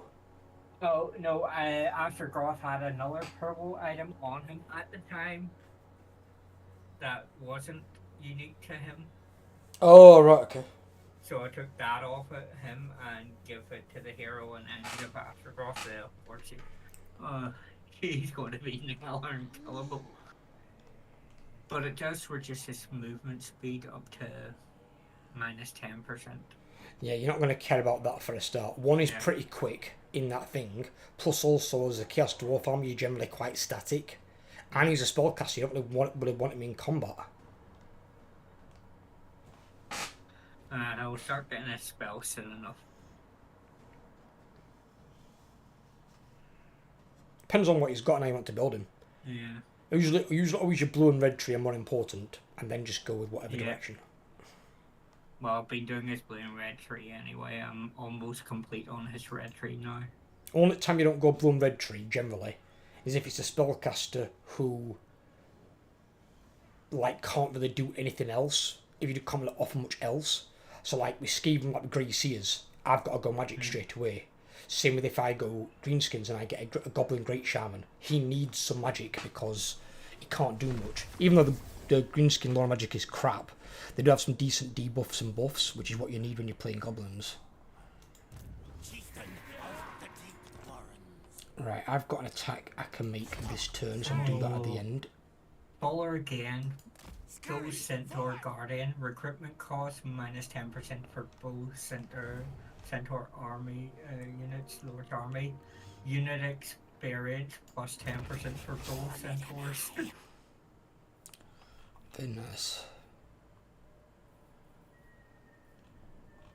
And I just got another flying monster gifted to me.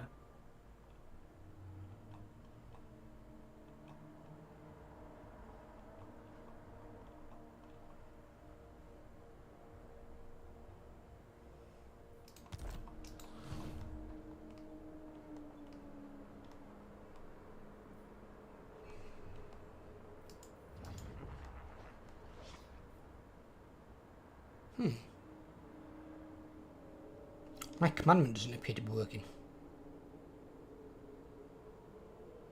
Didn't we have this problem before though? It's not working. It's weird. Yeah, I'm looking at it on here now though. It says Under Empire 14, Buildings 5, Technology 2, and then Commandments 0. But my commandment's supposed to give me 2 food. And it's giving me no food. Because I was on +2 food last turn, I should be on +4. Is there an event giving you -2 food? Yeah, but the thing here, if I put my cursor over that, you see where it says commandments on the top part of that tree? Yeah. Well, the commandments is at 0. So it's not that something might be taking it off, it's not giving it me in the first place.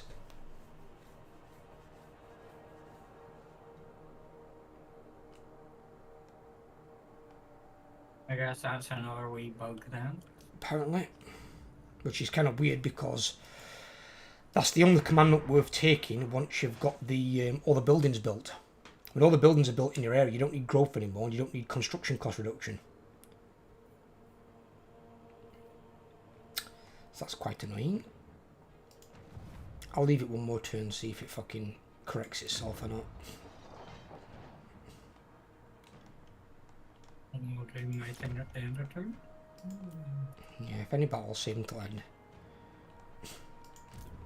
Yes, for price. This way.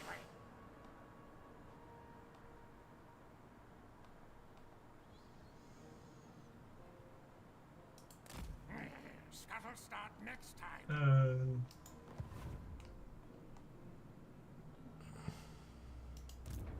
Magic missile.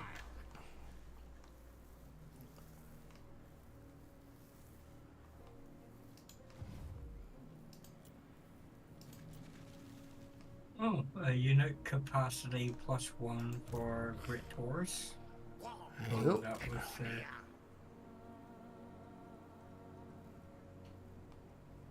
I don't need any more Great Taurus. Unit capacity. You keep skipping. I don't use those ones anyway. I just have them because I didn't have the building built for the other one that I want. I have the Lamassus and the Great Bale Taurus. I only have one. I usually have one Great Bale Taurus because you get one from a hero or lord anyway, and they're expensive as fuck. So 3 Lamassus, and Lamassus have got a passive spell they can cast as well, which is really good. Debuffs the shit out of the enemy.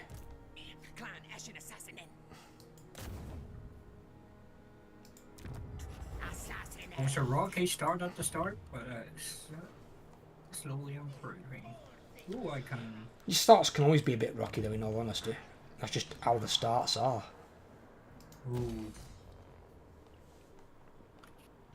Right. Ooh, army ability. Wind. Envoy of council. Small forward moving area of effect. Good against armor. Wait until you get what's it called? A bombardment spell that you get for all armies. That bombardment spell is bloody broken. Yeah, unfortunately, the other faction took that bloody thing. Oh, right, okay. Where's my Yeah. I had it, but they took it off me. So. On mine, they didn't want it. I had to take it to complete it so I could get the extra thing. Oh, there's the other bombardment, Flaming Shadow. Moderate causes moderate magical and fire damage, strong versus multiple units. Okay. It's a lord ability. It's not an. Mighty am I. Oh, it gives it to all lords. Yeah. What's bombardment? Dreaded well. Just give it to all lords, yeah. Disgusting. Yeah, lords. I'll get that one. Claim seat.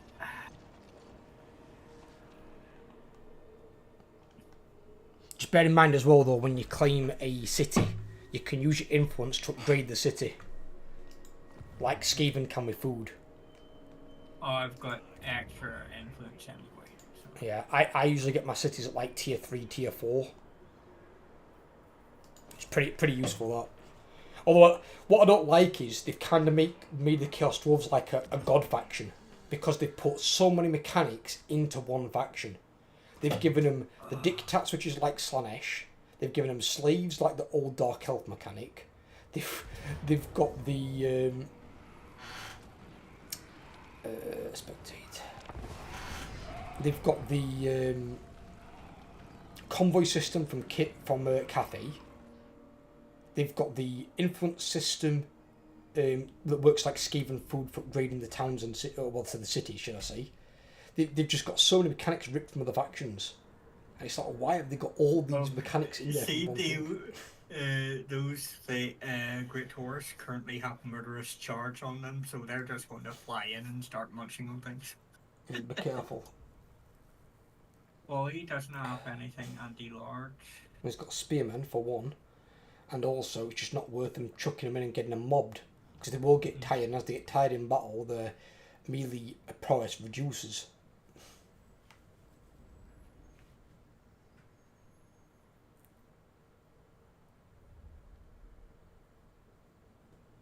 I have to look to see where they put the wall in this map.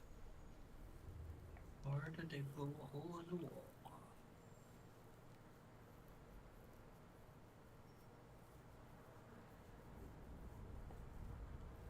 Oh, over at this side, yay.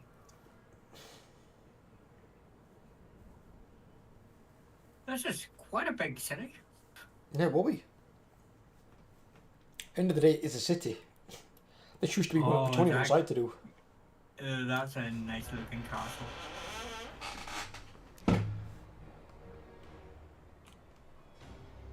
So, you're all moving all the way over here, please.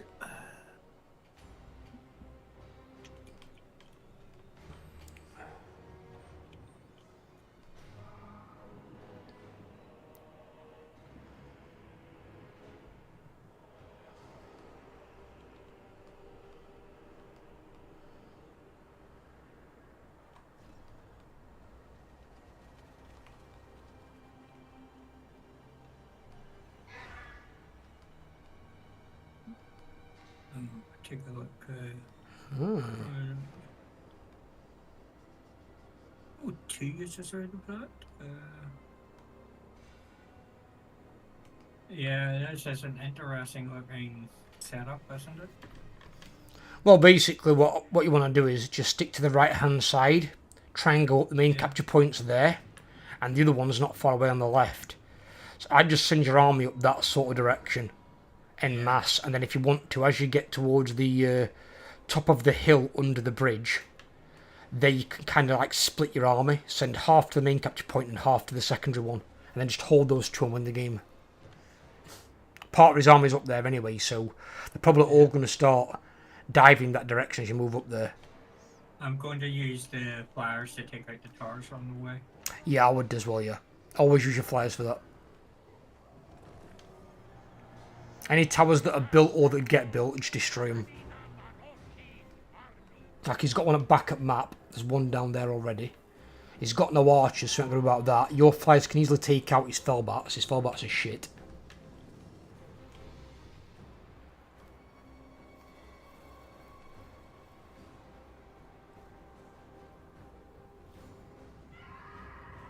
You've got a unit back there, by the way, you failed to move.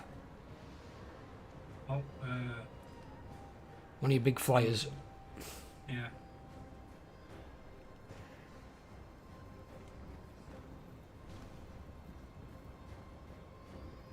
Get everyone inside. Put them all inside foot walls. Yeah. Don't want them bottom out there. You get a bottleneck to that gap outside, then that's where you could be doomed. Oh, it's moving them in segments because. Just get them all in. There's nothing there at the moment. There's only that one unit on the wall. So you just want to get them all inside. And there's where the first tower's going to be. Well, that's second tower. First tower's a backup map.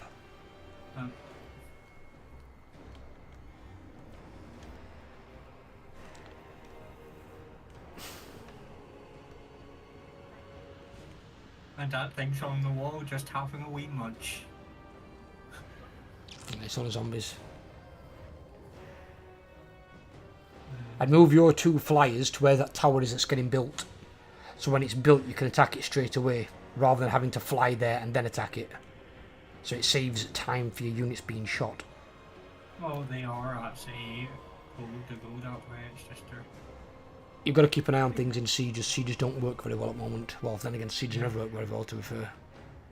It's one thing that sieges need to sort out. some of the best sieges CA, funnily enough, ever had was in Total War Rome 2, when they'd finished releasing the game and whatnot, and the big siege battles that were like this, that were like entire cities, and those were some of the best ones that worked as they should work.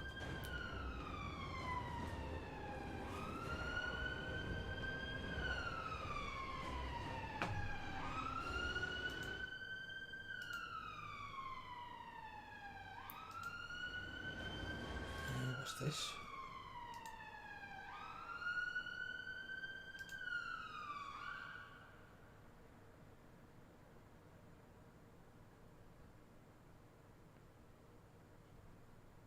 Dude, just so you know, that stone mantle thing you've linked to me is garbage.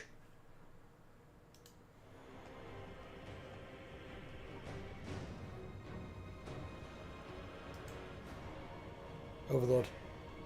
Yeah. It's not good. Have you not read what it does? Here's my Have you read the effect on it? physical resistance. The thing below it that triggers it. No. That's why you should probably read that first.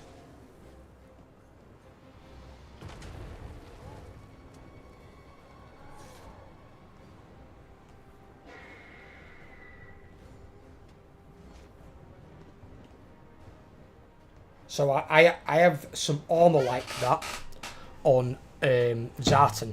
It's one of his unique purples. And it looks really good initially.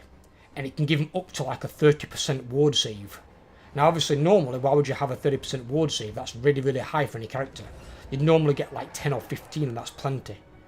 So this is giving you 30, so like, what's the catch? So the catch is the effect intensity increases as your target takes damage. So basically as you take damage, your character. And it doesn't reach maximum potential until it's at like 20% health. So basically your Lord's going to be almost dead to get the full effect. And it's not worth it for a 30% ward save. It sure as hell ain't worth it for a 30% physical resistance. You better have just taken something normal that gives you a ward save generally. The other item's actually much better. That physical resistance one is actually garbage. I hate any item that's where you've got to take damage. It's like, why?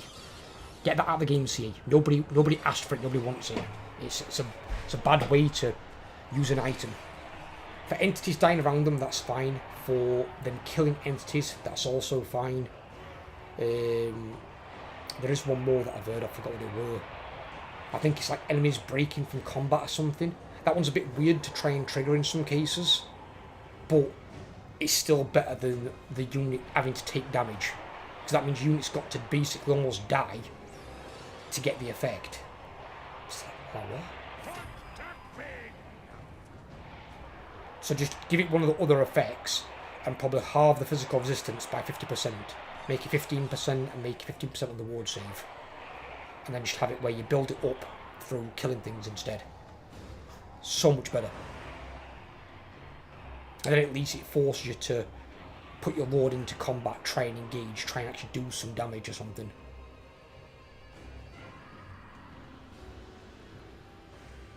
I don't know why they've sent those units down there, but your flying Taurus overlord that's at the front of the castle, you can bring him up, get him to go and take out one of the towers. Because you've got a few towers spawned at back at map now. There's one that's firing at you from below, one that's about to get built. Yeah.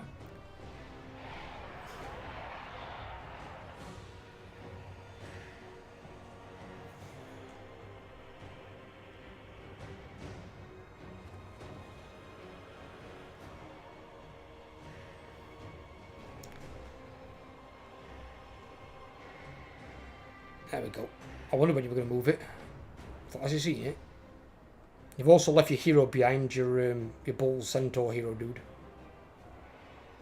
No, I have. No.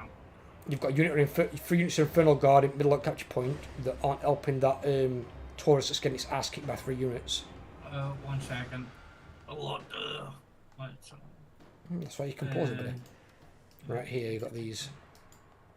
Remember, I can't see on when you draw.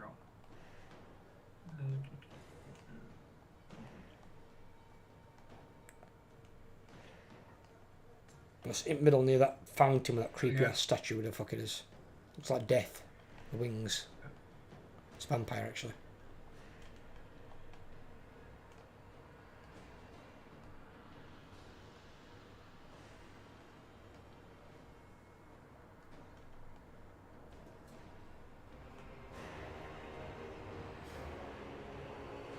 Should be interesting to see that go off.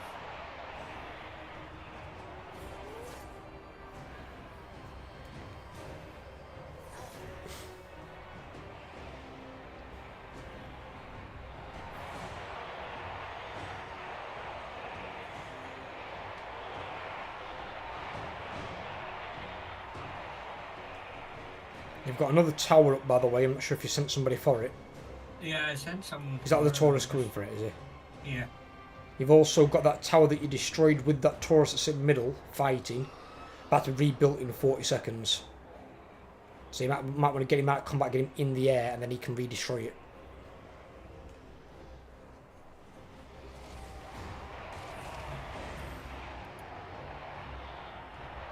That bombardment thing does some great damage when you land it.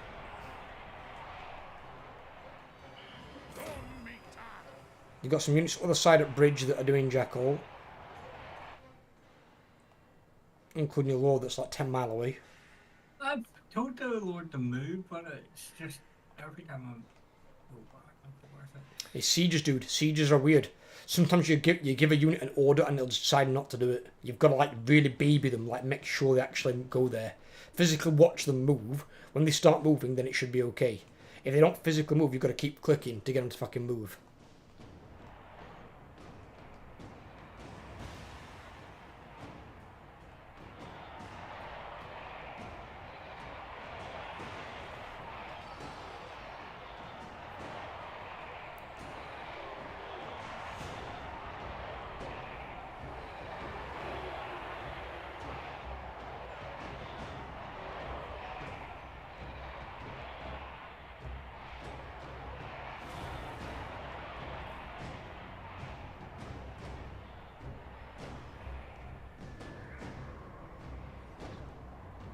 Oh, that's right. I took the capture point, so we can't close the door there.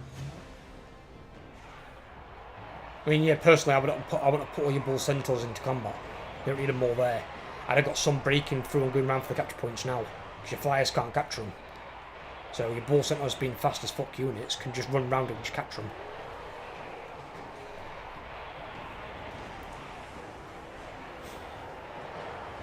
I'm sure your Chaos Dwarves can handle a few bleeding skeletons and zombies.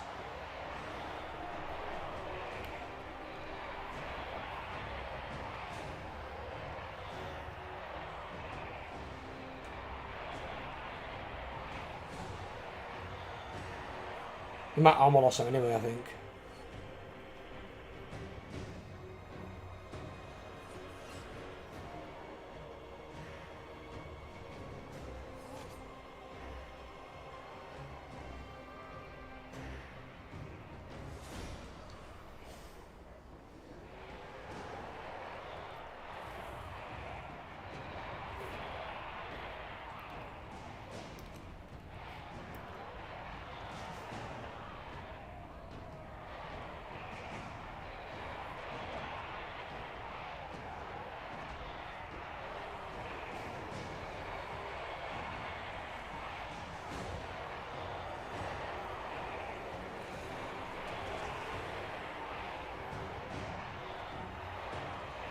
Bombardments, they'll probably move.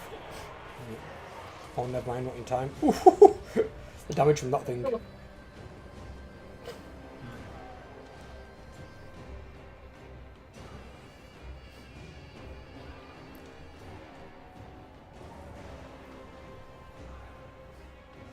Yeah. So I'm starting to flicker.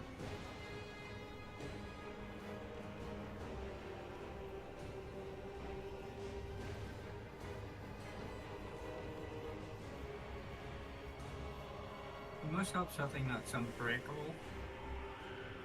Because I can't see anything to attack. They're all unbreakable. No, I'm on about his army. There's nothing left Just to capture buy. his points. No. Captures points. Might be a little bit of a bug or something, just captures points.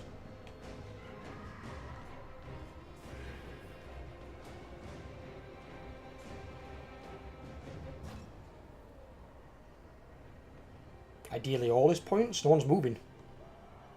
I'm trying to find all the different points as well as... You're not going to put it on all of them, just put it on 2 main ones. Get the fucking centaurs moving. Yeah, you're moving your chaos dwarves that are slow as shit, move your fast units. There you go. It was just a bug. Might have been one unit taking its time to die. That's the thing, I went around the entire map and there was nothing left alive, so... Nothing that you could see, don't forget this fog of war. Might have been a unit of Graveguard, because Graveguard have got high leadership. The bar at the top was not loading up with the green colour that it normally does.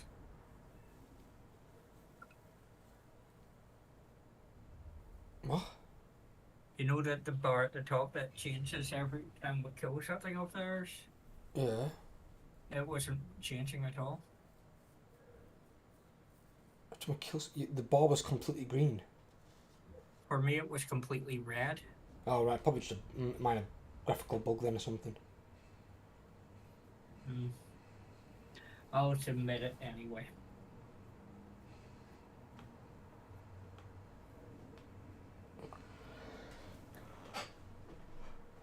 And this is being turned into a tower because it's a city. Good idea. And then I'm going to be camping at it for a few turns because on the other side of that pass is the dwarves. Catherine, Mr. Slayer King. Or I might just let them go take out the other Lamia thing and then come back and recapture it. You can always build your defences first. It's not as if you're building walls. Then if they attack it, you could probably win the defence. Guess dwarves have got good garrisons. 775 armaments coming in a turn. It's a lot. That's when you can spend some. I think I spent some armaments and dropped mine down to about 400. No, I think that's no, that's not arm. But no, that's labor. I'm not sure. I can never remember which one's which. Yeah. 1 second. Jesus, it takes so long to load up. Yeah, at the moment this game's still got, I think, optimization problems. I saw a pot on one of my campaigns today, literally a blue square middle of the map. Where basically there was nothing, just this blue square, which is a graphical glitch on their end. They need to fix it. I've got to cut them some slack on the campaign map because the campaign map is fucking massive. So they're probably not able to comb it all that quickly. But some of the more obvious bugs like commandments working, that should be a relatively easy one. That shouldn't exist in the first place.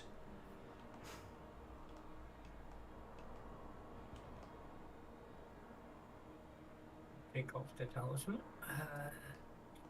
Yeah, you always got to read your talismans, read the effect below it on how it gains it. If it's something like killing entities or entities dying nearby like the mammoth, that's really good. But when it's your unit taking damage, that sucks ass. Because that means your guy's got to be almost dead to get full effectiveness. You never want that.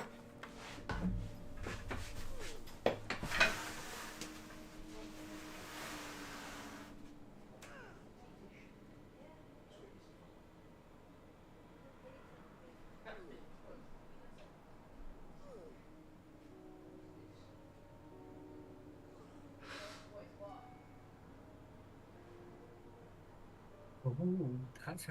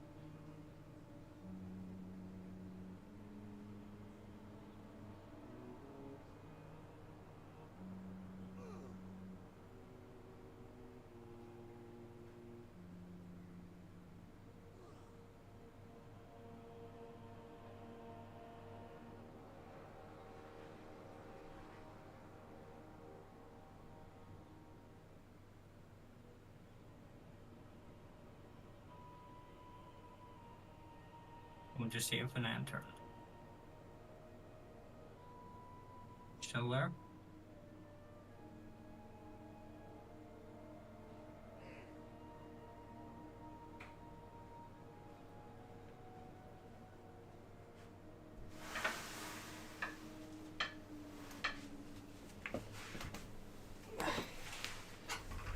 I think your stream might be. Yep. I think your stream might have crashed.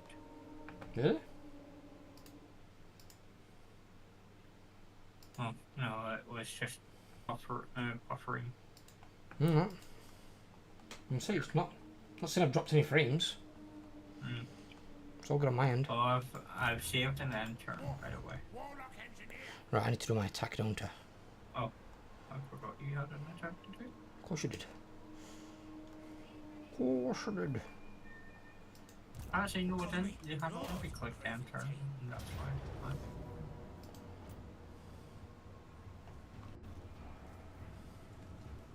To battle, I come after. Yeah, I'm not occupied. Everything. Plan Rictus supreme. Pax turn.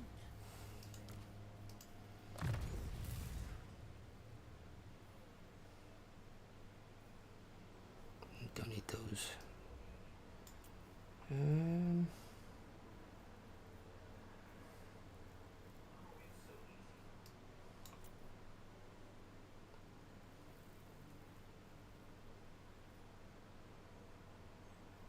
Where's leadership's ass? Let's bump up his leadership.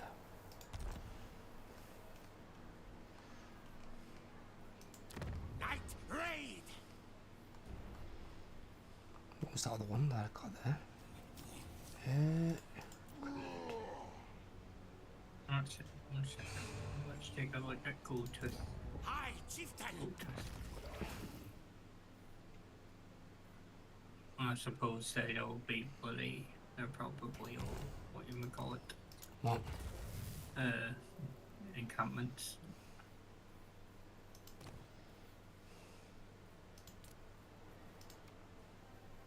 His strength ranks 63, but has a lot of all urban settlements. Oh, Greasus. Gold Tooth, yeah. Yeah.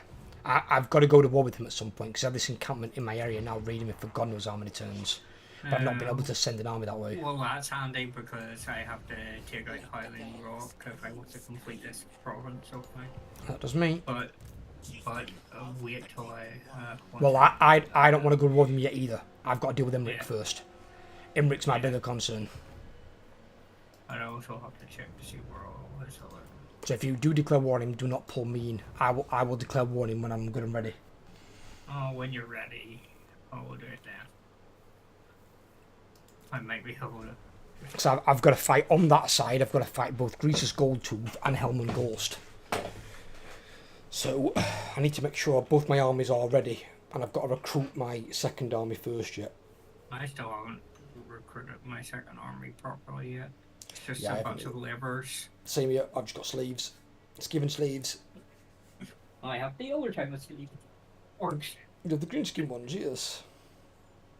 Although the weird thing is, Chaos Dwarves actually have slaves from just about every culture in the world. They'll take anything that basically can hold a pickaxe and work. Or fight. As in my convoys, as you've seen, I've got a convoy. They're not slaves or so much those, they're more like allies. And them ones, obviously the labourers are really bad.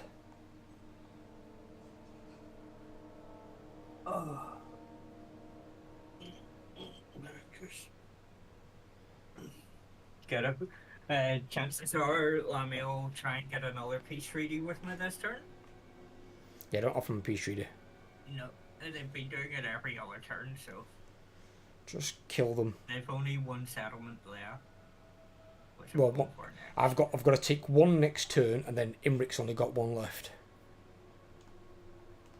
Oh, in fact, no, Imric hasn't got one left, because Helman Ghost took it. So when I take that next turn, Imric should be dead.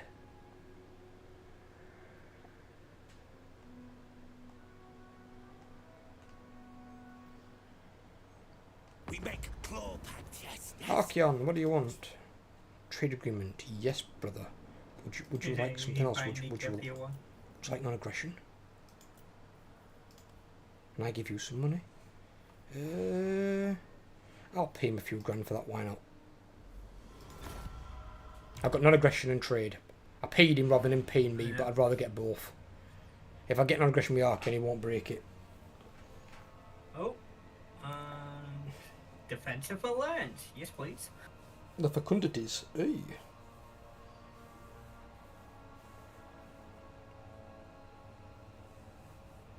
Ooh.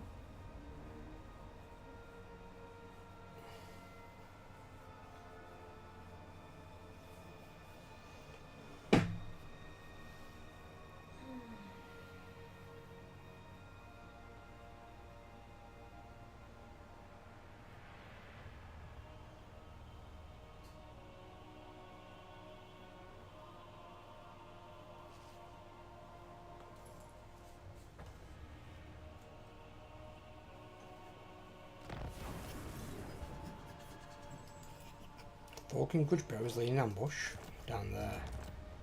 Oh, Undercity established. Yes, where?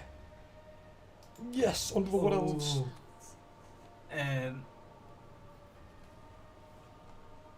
So I'm looking at one of the settlements. Gracious took off one of the dwarves. It has a really nice building. It's one of those special buildings. It gives me 400 raw materials per turn, plus income generated 300. Very nice. Well, 345. Oh, I definitely want to take that off them when I go to war.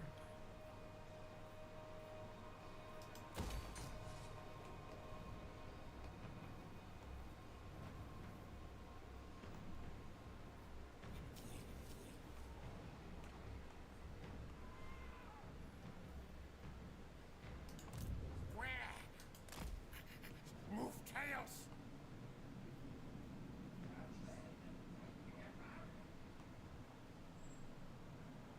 Qualify completed. 236.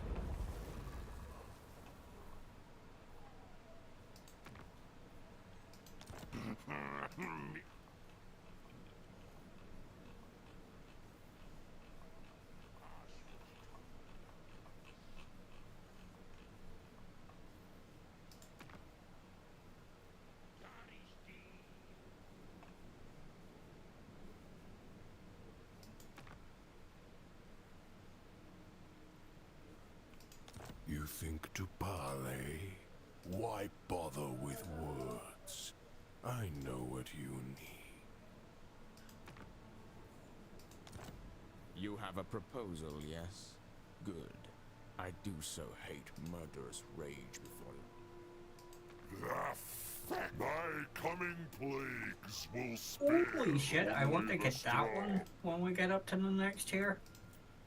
What? Minus 1% upkeep for each military seat claimed in Tower. Yeah, but that means it's minus 1% for everyone that you own. Yeah. I So- currently own 5 seats. It's That not would be it's the not same. massive, but it it helps.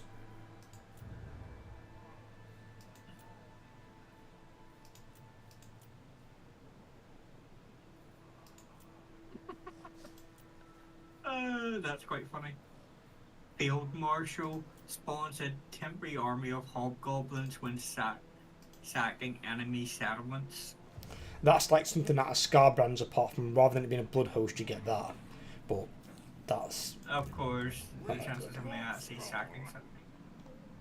But I do want that army ability, Doom of Hashut.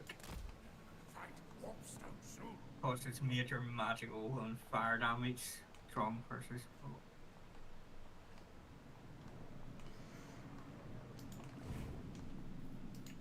Tier 4. Ooh. oh, I can't reach him this turn. I know. This way. Building upgrade of hill. He gets a 1-turn reprieve. I cannot rewrite reality. You're all not moved. Envoy of council, Well, if ready to march. Ready to kill. Scurry, forward. Kimmel's not there, right? Then these can go back to the main city.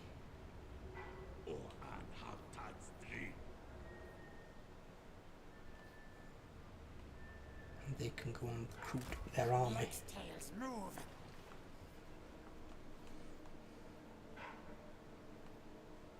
Faction encountered Midland. Yeah, it's probably because I've just gone into Midland Yeah. with my heroes.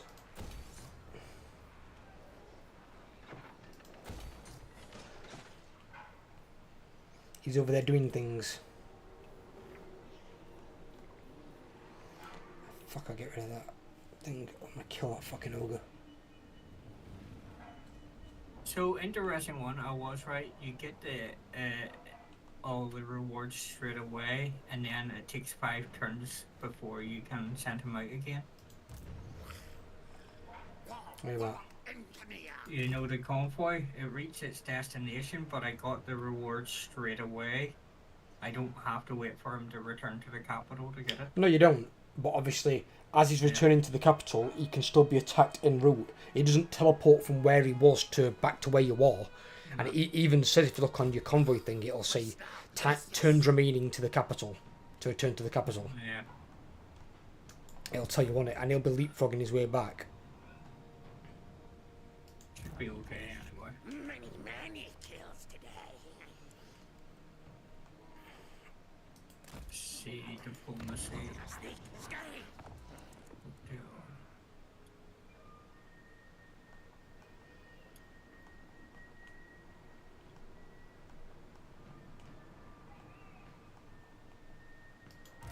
Call me Lord Craven Tail.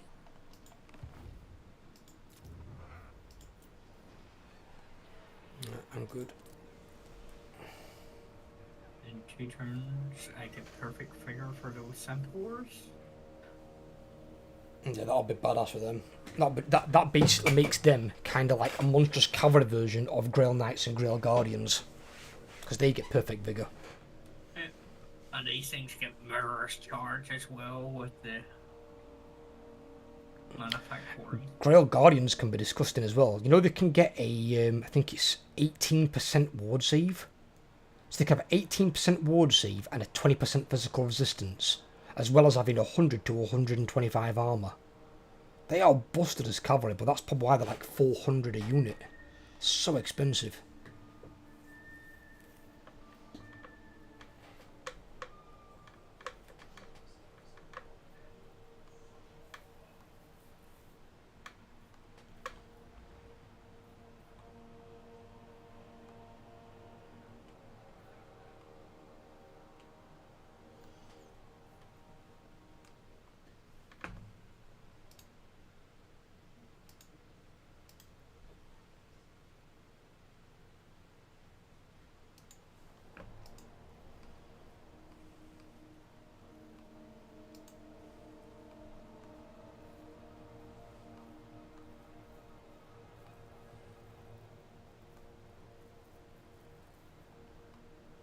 Oh, the dwarves are laying siege to Karakate Peaks. Oh god, he's got 4 lots of round breakers in there. Oh god. Oh, I would have to send my scout down towards that direction. Because I need to see if there's any dwarves coming around here. And dwarves just took Karakate Peaks. Oh shit. They'll be coming around the mountain when they come. They'll be coming underneath the mountain when they come. And say underneath it, more than likely. Bloody over it. And there's Thorgrim Fudgebearer. Oh god. Yeah, I saw him break out of ambush earlier.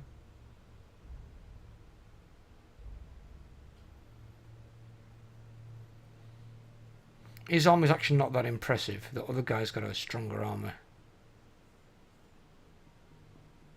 Oh, I had a stronger armor. The army got wrecked by the garrison there. What the fuck happened?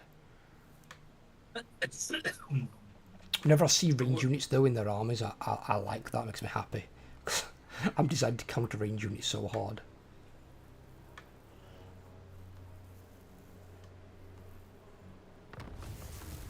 Crooked Moon got destroyed. They destroyed Scars. Tier 3 of the Are you are kidding me? unlocked. I just got a fucking right negative. Cheers. Great. What was your negative? It is on the fiddle. So I've got -6 leadership all armies and plus 20% recruitment costs when I'm about to try and recruit a new part of my army. Not ready, fool.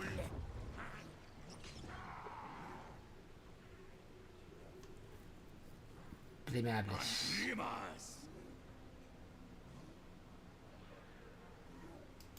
My commandment did start working eventually. It just took more than the turns it should have done.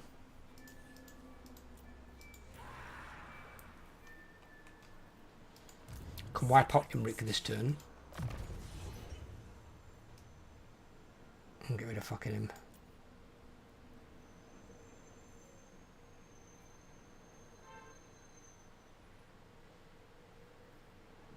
Oh my god, that's disgusting.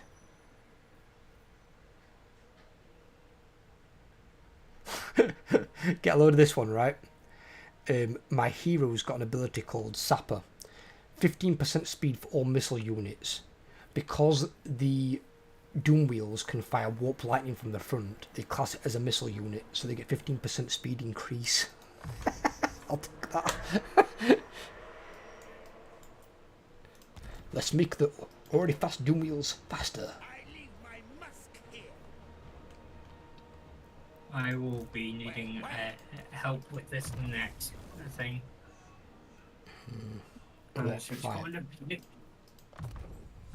the what you would call it, the 11 stack garrison and the 16 stack army in set for garrison. Now I've got an auto resolve to do before that. The waker of trees. But you will be controlling the stalking, vanguarding, flying units of death. Lovely. The sneaky Spectre stuff. I need my Type Ratman, where is he? There he is. So I have a outpost. There's Kislev. So Next turn I get to put an Uncity underneath you. this will be being turned into a factory when I take it.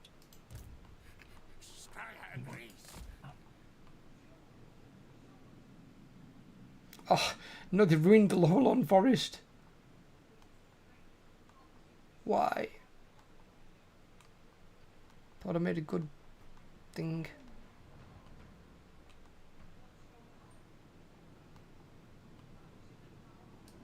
I could go through and see Lone Leon Kerr. See what he's got. Okay, let's take a look. That's an obsidian lodestone, that is. So I need to get that too. I weave the living forest.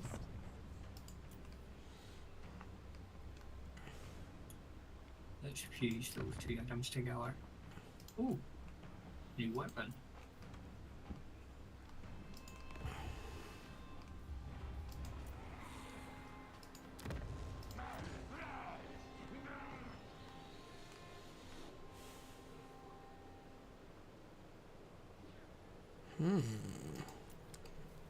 Interesting. Now they're going to have to wait probably Begin the summoning. one turn because that stupid debuff we got. Is it just on Tretch or is it on all of them? Mighty am I. Oh, why? It's got to be a faction-wide thing, hasn't it? Has to be.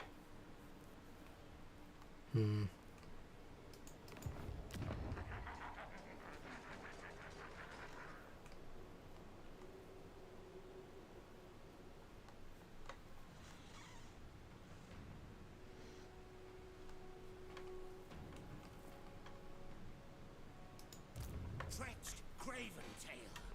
Right, I'm okay to attack. Yeah. Right, let's destroy this. Hit. Gives you these annoying little people. I'll lead from rear. What the fuck is that noise? TV in the background. You might want to Nope. close the door. That's not TV. That's people outside. Loot steel. Tretch is Knights of ready. Caledor destroyed. That gets rid of one problem. Is it safe? My raiders.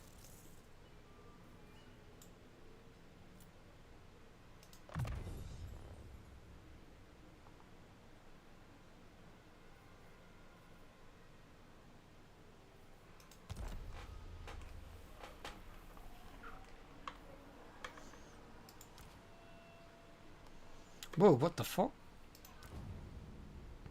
Wow, my Storm Vermin now got 35% missile resistance. Holy moly.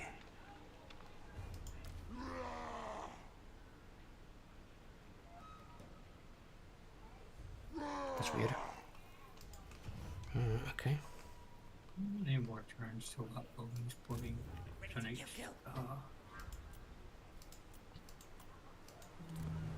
Garrison. Go for it.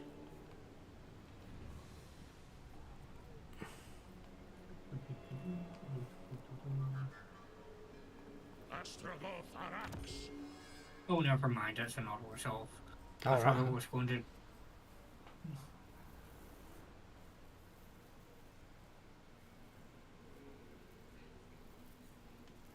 Isarum. That's 2 factions destroyed by us. Lamian and Imric both gone.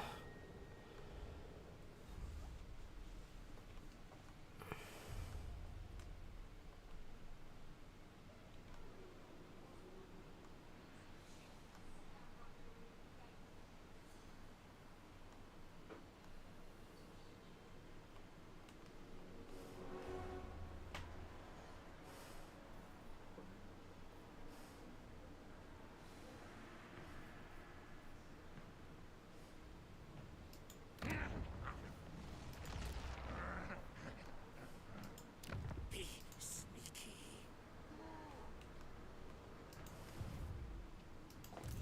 I'll get help. Holy shit. That's going to be one hell of a. So, Flaming Sword of Ruin affects all allies in range. Its range is 200 meters.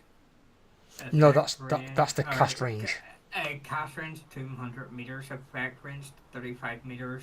Duration 28 seconds. It's good. Cooldown 30 seconds.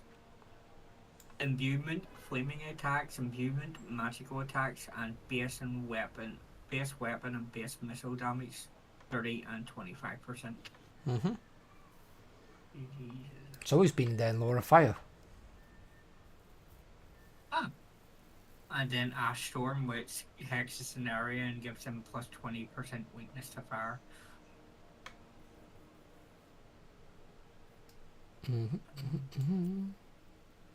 All his spells seem to be debuffs and hex. That's not a bad thing. He's got 2 separate hexes that both add 20% weakness to fire damage. Yeah, so you take a lot of fire damage if you've got fire resistance and stuff. If you fire weak like trolls, you probably get annihilated by it. And I like the killing fire. Affects all enemies in range 55 meters. They take 15 to 30 damage per second for 5 seconds whenever I cast a spell.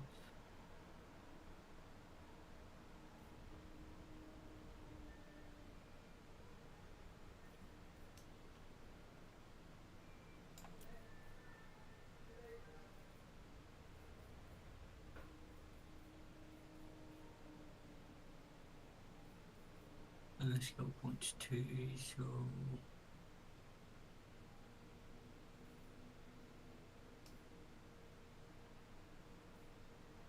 and his missile and spells.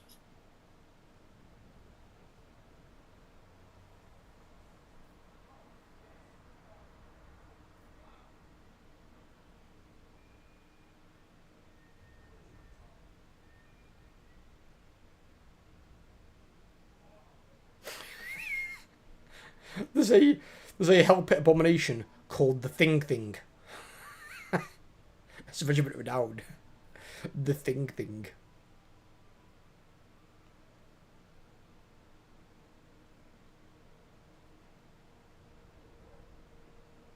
I've end up my turn. What the shit is that? Oh my god.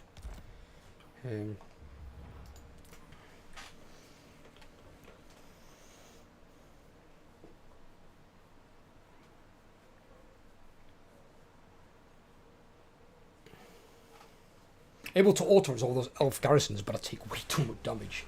I take like 50% of my unit strength against a really crap garrison. It's ridiculous. See, I didn't mind some of my guys going down to half health because as soon as my other buildings built, they're going to be replaced anyway with the Infernal Guard. Yeah, it's fine. You want all Infernal Guard eventually, like, apart from like your flying units or your centaurs. You don't want to have regular Chaos Dwarves in there later on. Maybe in your second army if you can't afford Infernal Guard to begin with, or if you haven't got the capacity.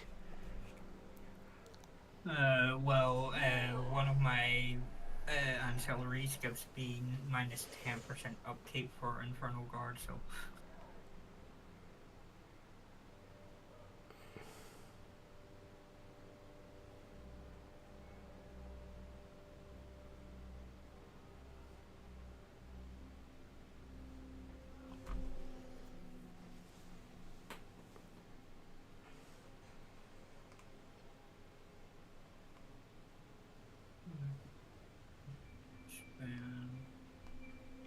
I need to get them a proper army.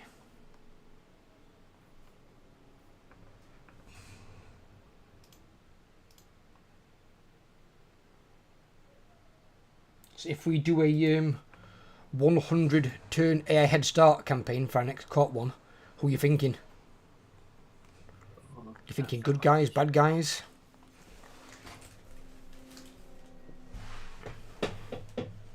Hard choice. It's a hard choice. I mean, I thought if I go Helm and Gorse, can you imagine the battle sites after 100 turns? I was saying that today in one of my videos actually about vampire counts. Like if you just have people keep attacking you and you've got battle sites in all your provinces, you're able to raise anything you want. You won't even need the buildings. It's like, I want a mortis engine, yes. I want 3 mortis engines. I want 3, that's overkill. Probably 2 in an army. 2 in an army is good in case one dies. I know. You can take 3 to some degree, but it's what else you lose. Because you need something that can get at range units. So you need like either some cavalry or some flyers. Something that can circumvent them.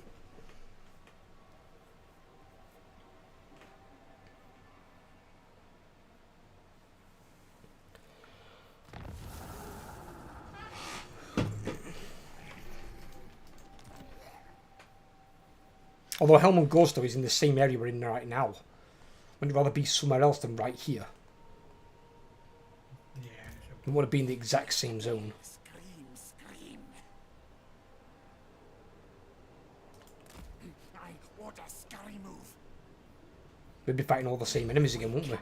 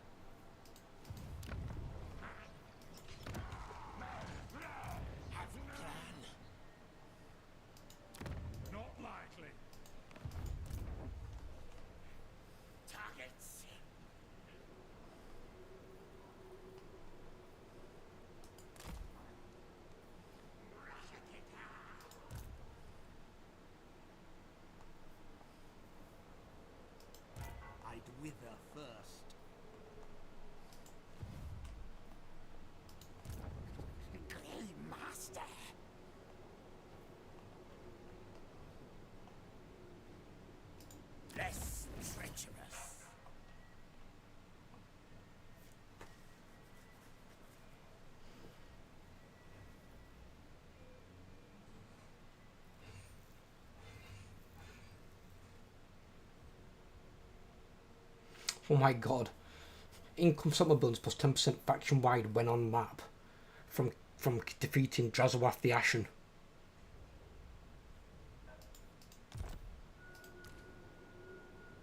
He's got 40% missile resistance while being on a screaming goddamn bell. Now scrape. He's not even got sneak yet. 50% missile resist.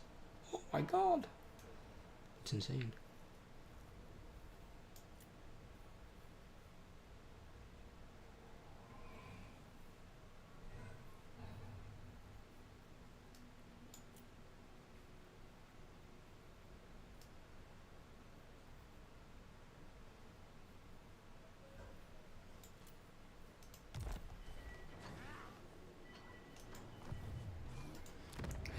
Is it this one?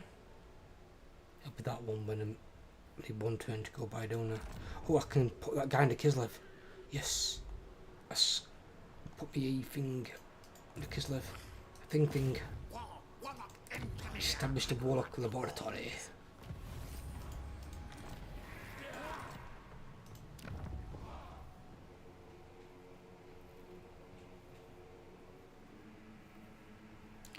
Didn't actually need that itself.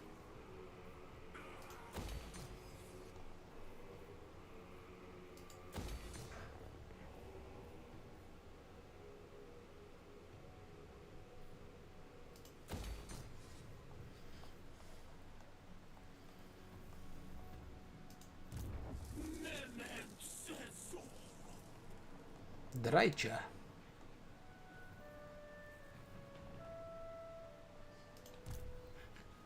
last. Good, yes.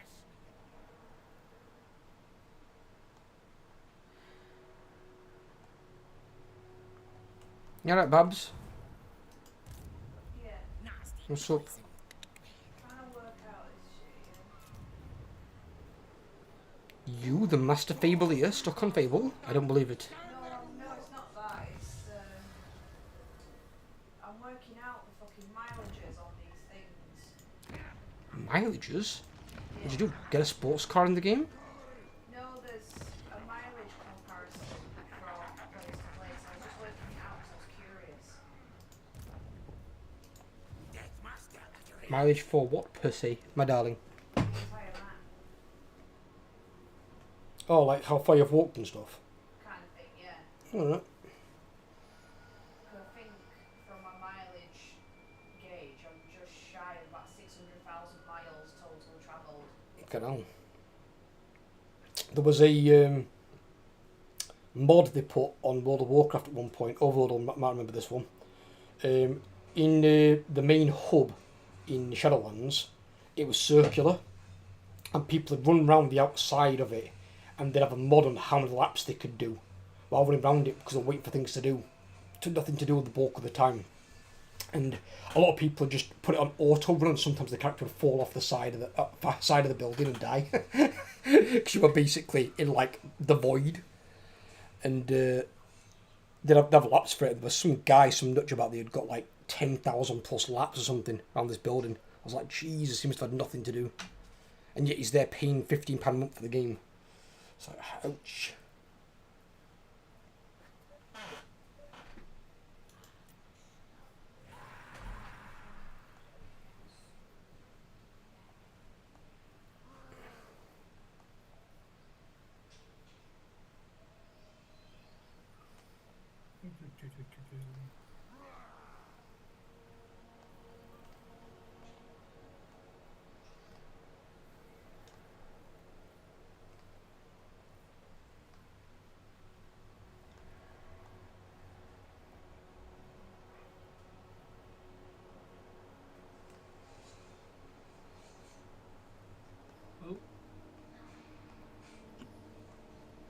I'm now at war with Hochland. Hochland, yes, they're. Don't worry, they're miles away. They're not going to be any I effect to know. you. Oh no, what's this?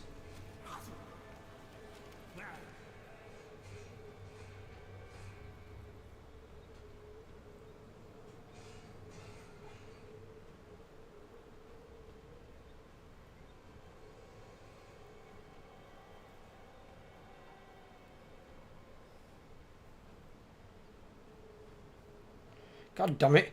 This rat's, if they keep undergoing experiments, this rat's going to die. That's twice now he's had it to be mutated. Unlikely to backstab. Yet. Awarded through a loyalty dilemma. So he's now got frenzy as well as 20% hit points, 5 more melee attack, 10% weapon strength. Fuck's sake. Why would he need all that? He's a spellcaster.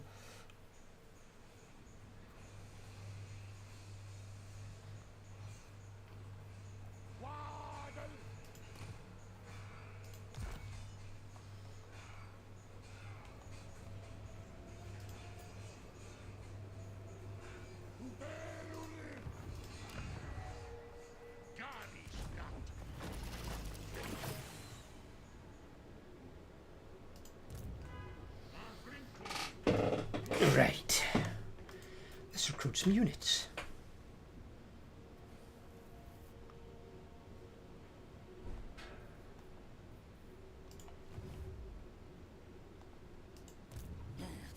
Dreaded one.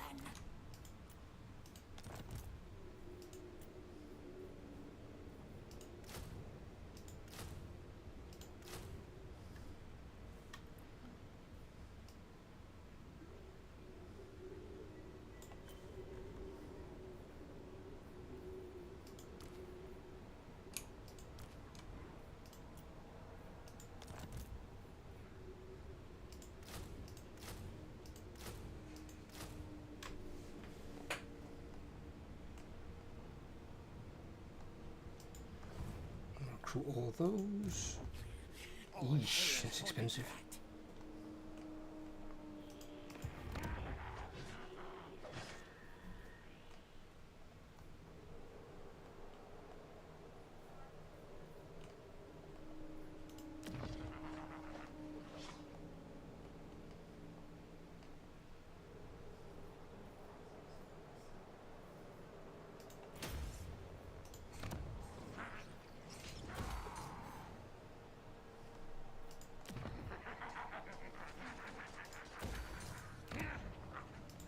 It's annoying not being able to complete a settlement because no matter what I have, there's no way of trading for the damn thing. What do you mean? Legs, tails. There's one of my settlements I want, it's owned by a Norska. So I can't get, Why can't you trade it from them? because I don't have anywhere near enough money to trade for it. Why is it money they're wanting? It's the only thing I can offer them.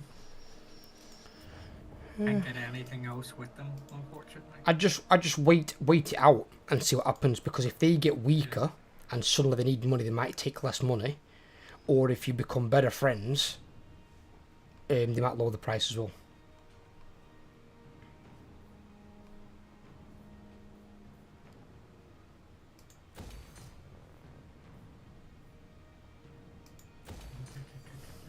Need to shift labor. Take 100 from there. Bless you, darling. You alright? 100 from there. Thank you. Welcome. Bless you again. Thank you. I'm dying. Labor versus workload is currently 1833 over 1700. Spellweaver of Athel What's that? Sorry, what? That? My labor column, labor over workload, I've got 1833 over 1700. Get on. So everything's at 100% efficiency. That's what you want. Just try and keep an eye on your public order. Oh yeah, I've been. And if you need to every now and then, if it gets a bit out of control, there's always that dictat you can use. You can use it once in each province, where you basically get rid of 200 labourers, and it gives you 10 control for like 5 turns. You can always use that if it becomes a bit of an issue. I had to use it a few times once.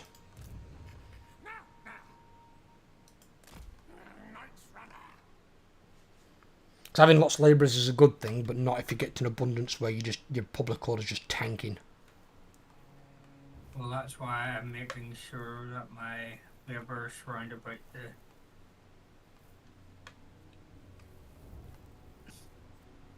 anytime I get over labored, what I do is I use the labor to speed up something. Oh yeah, you can do that as well, the rush thing. They sometimes cost a bit much though. I'm not always keen on those. It's 100 per turn that you want to speed up by.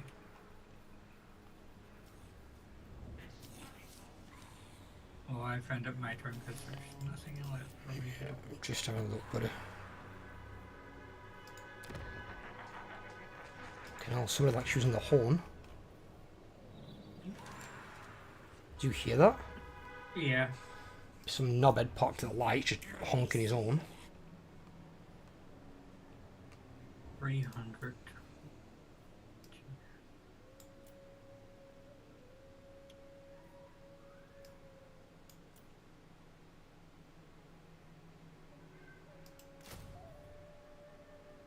I wonder what happens if you confederate a faction that's already been wiped out. I don't know. I didn't do that on mine. I just confederated one of the big factions when it came down to it. Yeah. But I did it when it could win me the game, not beforehand. I did it when I've managed 15 fucking armies. Right now.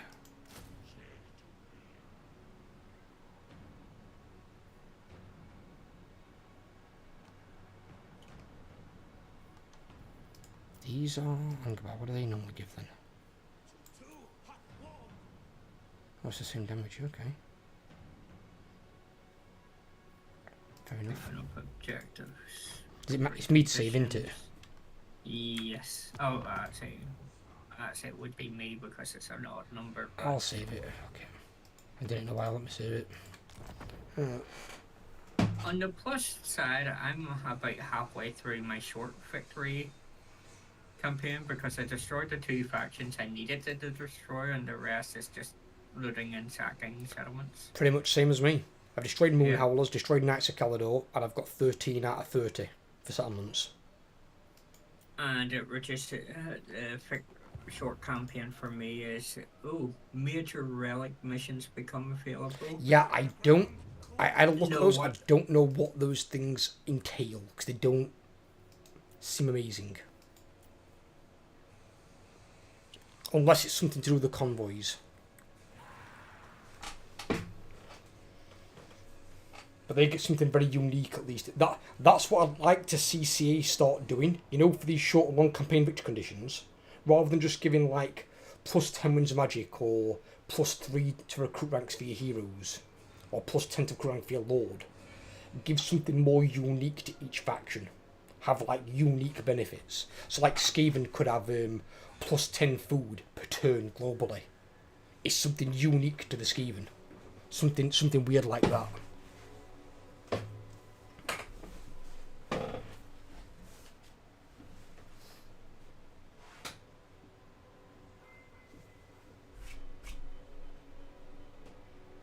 You could have it for dwarves where they're no longer affected by grudges. That'd be cool because I fucking hate the grudge mechanic. It sucks so bad.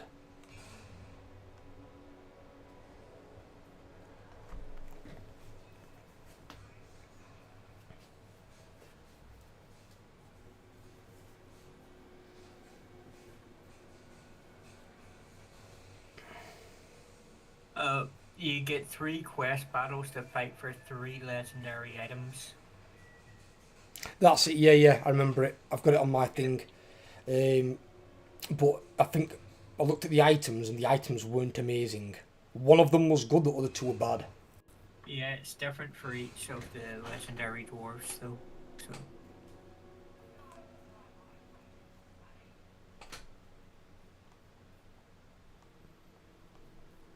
So I'm currently shifting armies from one settlement to the next, so I can send my main army back to start recruiting the better. Thorgrim's coming this way. Great. Thorgrim, I kind of have something to do, buddy. I don't need you getting in the way. Could you fuck off? Yeah, I'm preparing so can I go with an army, but just a temporary army at present. So I can go and recruit my main army properly. because more than likely I'm about to go to war with Iron Fist. Address Strongrum me himself. as Lord. I'll pull you First, into this. He's down near me. He's not up near you. He's only got like 2 settlements. Looks like the dwarves are coming for me then. Looks like I've got to fucking stay here. God damn it. Who's this? Who's this? Oh, they're both attacking that. Oh yeah, I'm not keeping that. No chance. Take it. It's fine.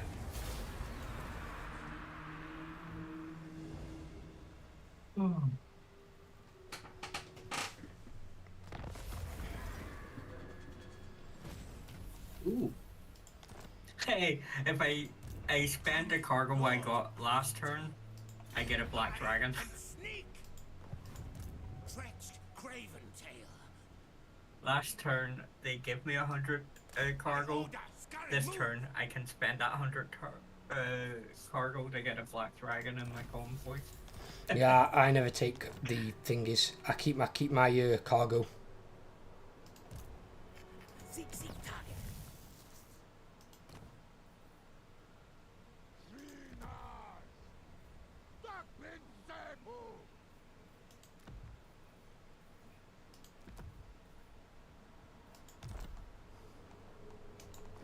No, where are... I'll still take 2 Kill for clan. but I can... 1, 2... This way.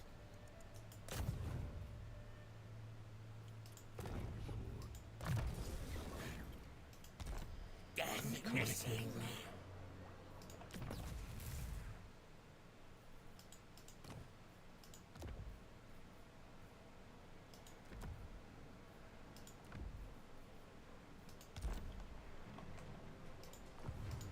Beacon! No grudge bearer would do this.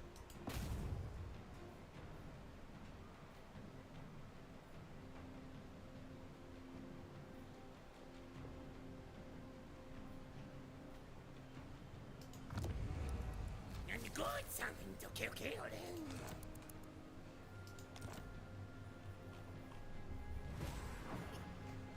Field.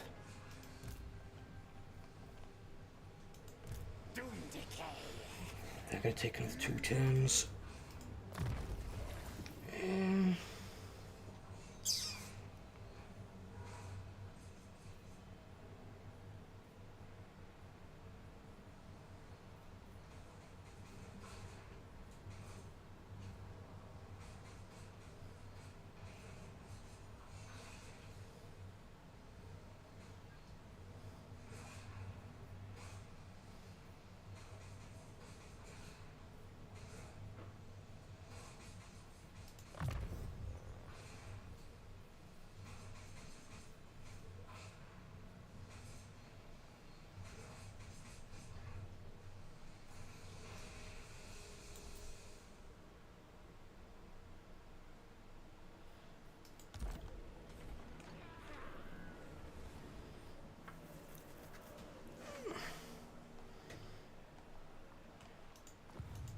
Plan Rictus Supreme.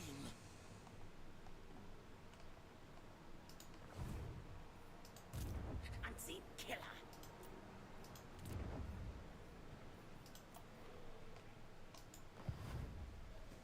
Great. Now I've got to deal with pissing dwarves. Ugh. So annoying. I just want to go and... I need to probably employ your services, Not for Ashing. Mr. Overlord. Yeah, 1 second. I need you to just come and get rid of an annoying ogre from me. He's really starting to boil my fucking blood.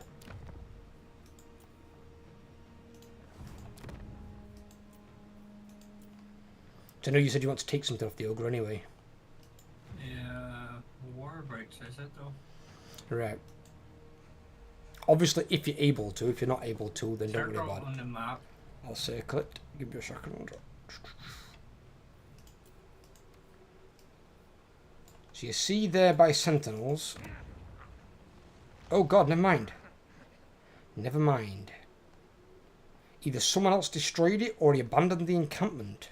which I've never seen an ogre do before. Well, he's had an encampment there for the last 78 turns that's been raiding me. And it's just annoying as hell. Just it's not so much the money, it was on like 53 income. But it was -3 control every goddamn turn. So annoying. 668 raw materials a turn and 343 armaments a turn. Nice. Well, your raw materials needs to be a lot higher. I had my raw materials at like a couple of thousand. Oh, it's only because I recently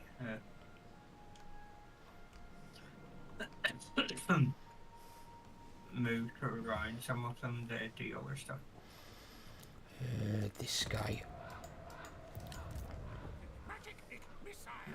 Do I want to put it there? Or do I want to check out Karun? I could check out Karun.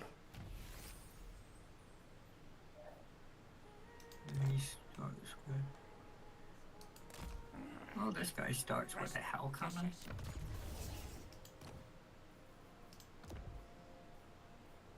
But this guy's army starts with a...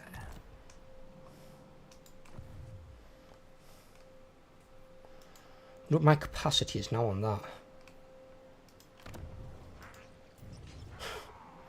1 out of 3 assassin, the chieftains, assassins 2 out of 2, pack masters 2 out of 4, warlock engineers 2 out of 2, sorcerers 2 out of 11. Because of that stupid bloody thing that you get loads of. That's ridiculous. Fucking 11. Can I have 11 plague monks?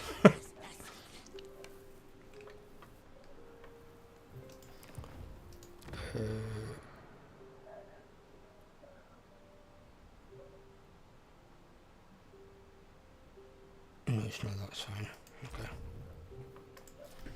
I think next time I summon one of those special engineers, I'll go and send him to Cathay. Go and stick him into one of their buildings. Keep an eye on him.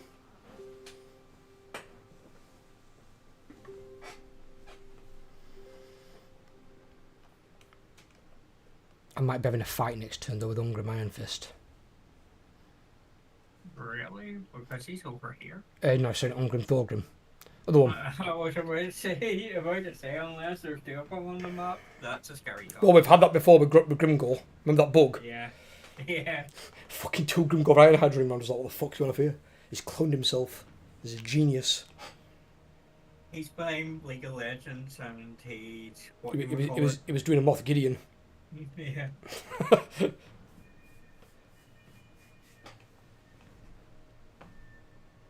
I walked away with about £400 worth of free shit at the League of Legends watch party, so...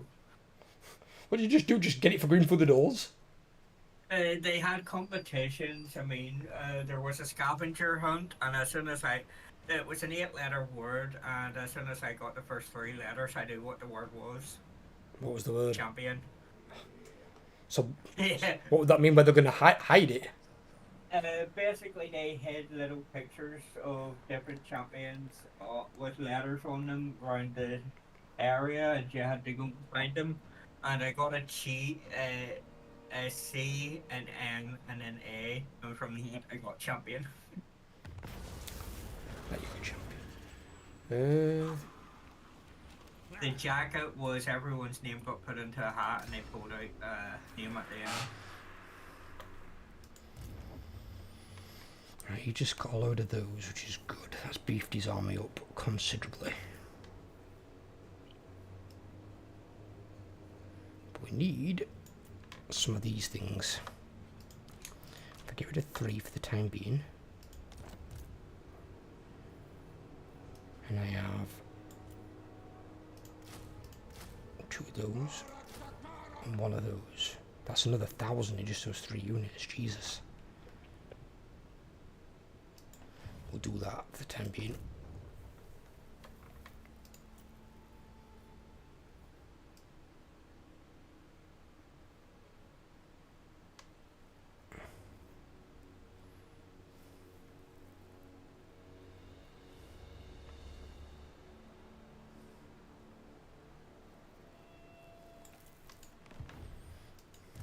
Clan, hang about. Oh, he's gone that direction. Even though the...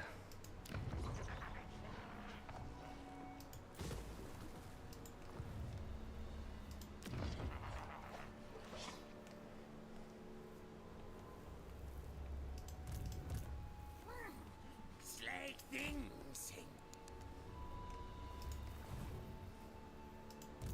Stay here. Move, arch. Winds of magic in my areas are always shit. Never get any positive winds of magic.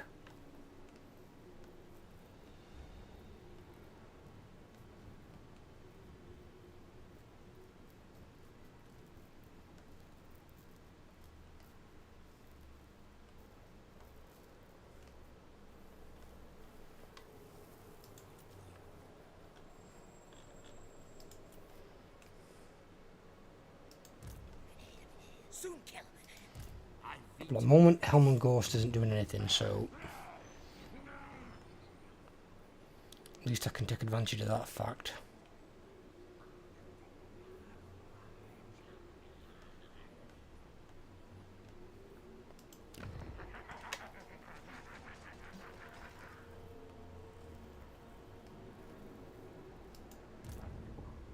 Oh! One of Arkham's guys is down here. He's dicking over Greaser's skull tooth. Clan Ashen assassin.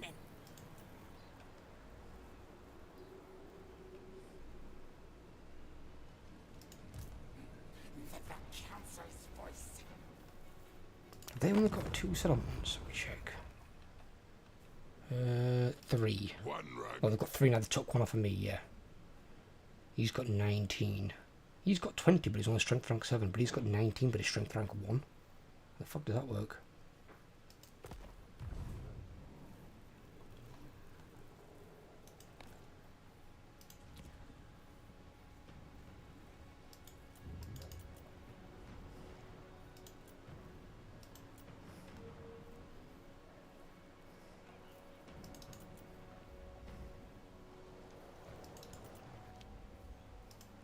Spent some labour. I know I'm putting my thing down to about 82%, but I know in 2 turns that I'm about to get a shit ton of labour. When I'm getting like 1,000 labour in 2 turns, so... Sorry, but it'll be fine. I've had mine going to like 56%. Sometimes it depends. You can get them. I noticed all the dots on the campaign map here, which is where your convoy's been landing. Providing me vision. Let's go see the Bretonians, see if they're still alive. Bretonians are still alive. Hello, Bretonians. Would you like an undercity under your castle? You would, but you can't have one for 7 turns. Okay. In which case, then I'm going to wait.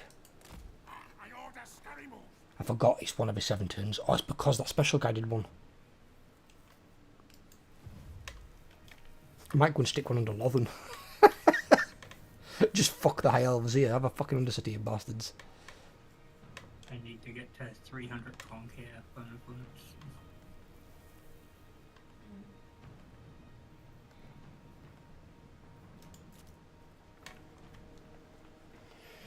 I have to make this turn the last one, my buddy. Yep, that's okay. This one coming up, should I say. Me and my lady have got to go out and get some food. Yes.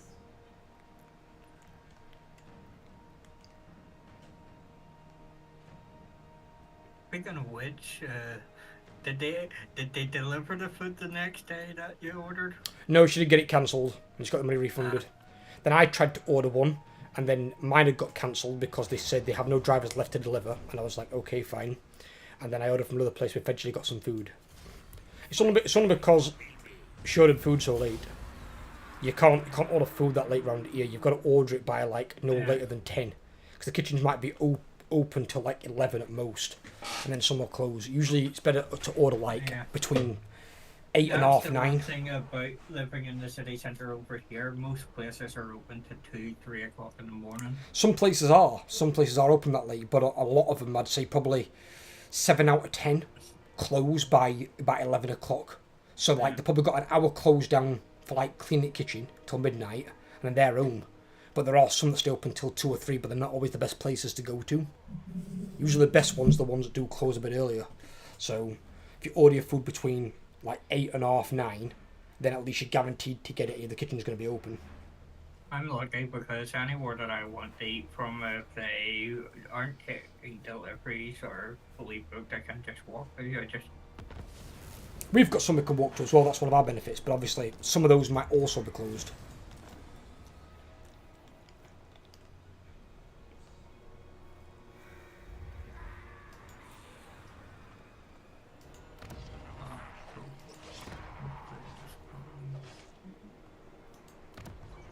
Oh, he's gone that way with an army. Do not mistake me for a fool. Ashen contract approved. Move tails. Sneak scurry. Such a thing is impossible.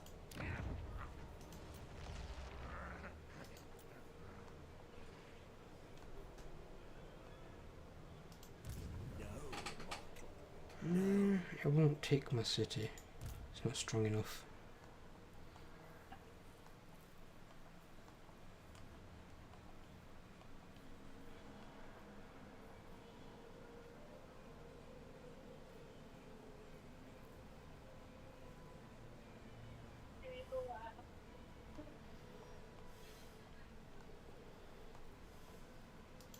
What? This is not in the Damazgron. Hi, chieftain. Ready? Yes, yes.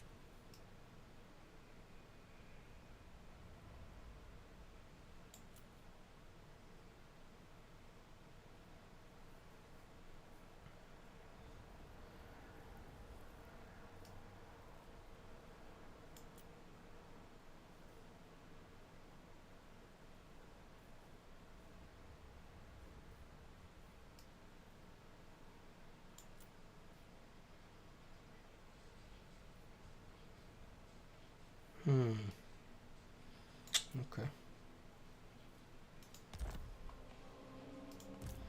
He ain't got much in blue, has he? No, we had to go that way. He did. Okay.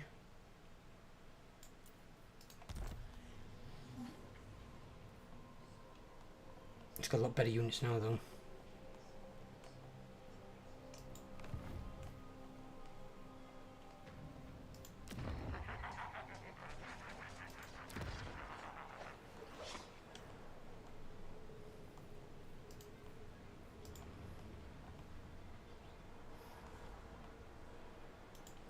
For the wisdom of Valea.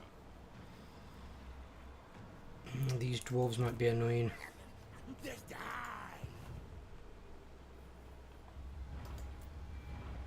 Potentially. Certainly.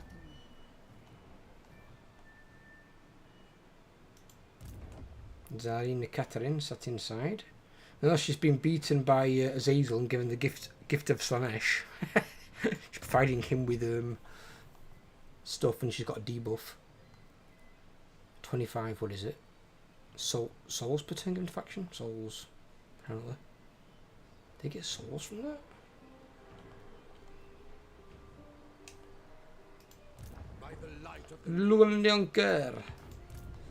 There it is. What the fuck? Why's the Empire got that? Empire's come around in a big way. Holy shit. Sneak scurry. And leave him there. Once the cooldown's done, he can put another city under that guy.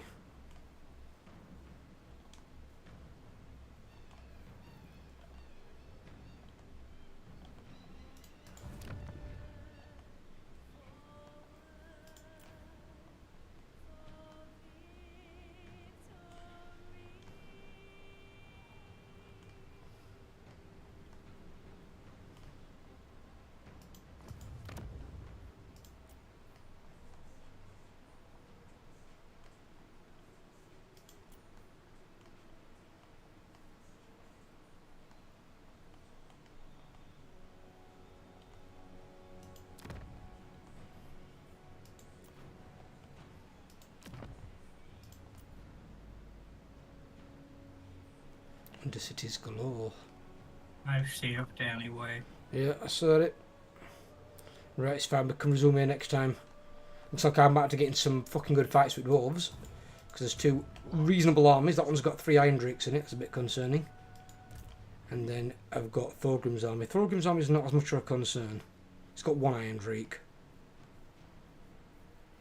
Some high ranking units. I mean, Iron Drakes are a bit of a pain in the arse, but then again, I've got Doomflayers and Doom Wheels. Yeah, we should be good. Right. Thank you, brother, anyway, for joining me. And I might see you tonight for some League. I don't know as of yet. Yep. I cannot promise That's anything. okay. But I've got a few champions to level up through draft anyway that I want to get to Mastery 5. So I can then try them in ranked. Yep. And then we can see. We can do a bit of mix and match of both. But yeah, I was looking through some more guides. Do you use any of them sites that I've given you? Sometimes, but I've got so used to the way I play and what I build that... Just in case, because things like evolve over time, don't they? Sometimes I like to change and that, change items. They change people. Do you use that that other one for guides, where they get rated by the site? What's it called? Mobifier? I've tried it, I just don't... It's not always back. No, there's some guides on there that are good. I'll look at the ones that are rated. If they're rated by the site, if they're given like a 9+ rating out of 10, they're usually bloody good guides because they're rated by people who know what they're talking about. And then you get people who play like Master, Grandmaster, people who play at that rank on chumps because they link it with their League account, so you can see who they actually are. But yeah, there's some good guides on there. Because I've got someone there now for Leona. And Amumu. Amumu's actually quite good, you know, for a champion. Some of his stuff. It's quite a simple one to play.